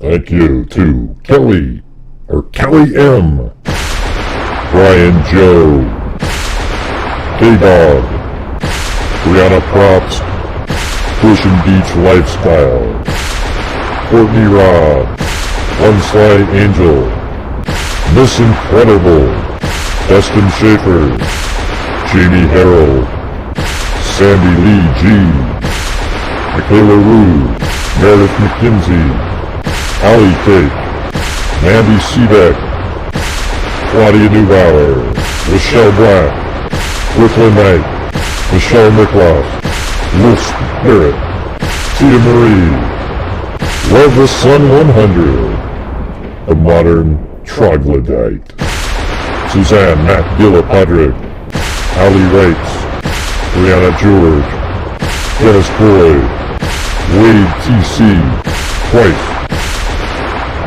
Reviewed Popcorn, Kit Kat, Lanky Toro, Michelle L, Kevin Brown, Nicole Marie,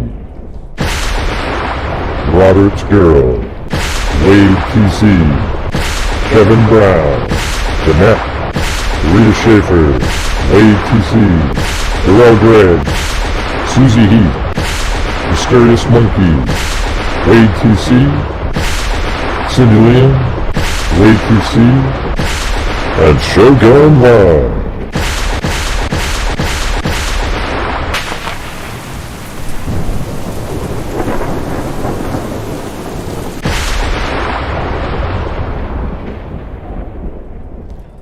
All right, yeah. Anyway, so I appreciate that, and then everybody I just mentioned on PayPal. I can do it again, I guess. Let's see. Jen H. And yeah, Charleston Amy. And then there was actually one that came in this morning from Antonios as well. And then Aria. So thank you guys very much on PayPal there. Appreciate it. Awesome. So make sure you guys, wash your hands. Keep doing that. Maintain your social distancing. Wear a mask until we, let's all get vaccinated. But for God's sakes, if you're outside and you're walking around, you don't need to wear your mask, okay? Especially if you've been vaccinated. Just walk around, if you're in groups packed with people, shit, yeah, go inside a store, yeah. But once everybody's vaccinated, people shouldn't be freaking out about it. Hey, Super B Wonder, how about you go to hell, you idiot? See you later. Let's see. I say it every night on my show. If you don't like it, get the hell out. Yep, thank you. Yeah, there's so many stupid people in the world. It's amazing. Absolute morons. But if you guys missed last night, I can tell most of you did, because there was only about 100 and some people watching, but we donated $2,100. $1,100 went to RAIN, which is Violence Against Women, and then $1,000 went to Texas EquiSearch, which, they search for people. And then earlier in the month, we donated $500 to NCMEC. Okay? So that's what we're doing on this channel, and I actually show all the receipts. As a matter of fact, if you go onto Twitter, I put them onto Twitter. Okay? Awesome. So thank you guys very much, and we'll see you guys tomorrow. I think tomorrow we'll just do a true crime call-in show where you call in and tell us about your brushes with true crime. You know, things that happened to you that you remember. All right? Awesome. Well, thank you, Brian Joe. All right, everybody. Thank you very much. Thanks, Kelly Gray. I saw that. Thank you, you said. See you guys tomorrow. And as I always say, everybody, until next time, be safe out there. And a 2 and a 3. And... yeah, I've been doing this true crime thing for quite a while now. And during this whole time, I have not seen one person that is a crime dissector, thug rejector. I'm a certified human lie detector. Gonna get ya on a stretcher if you try and play me like an old projector.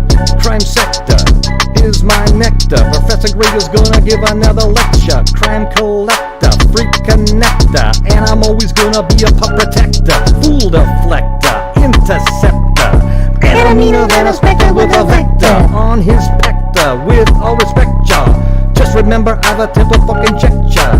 I have no agenda, I'm no pretender, and I'll serve it to you straight without the blender. And in the end, I'm gonna send ya on a mission to reveal the true offender. Yeah, so I'll just get right back to work. All right, everybody? Talk to you later.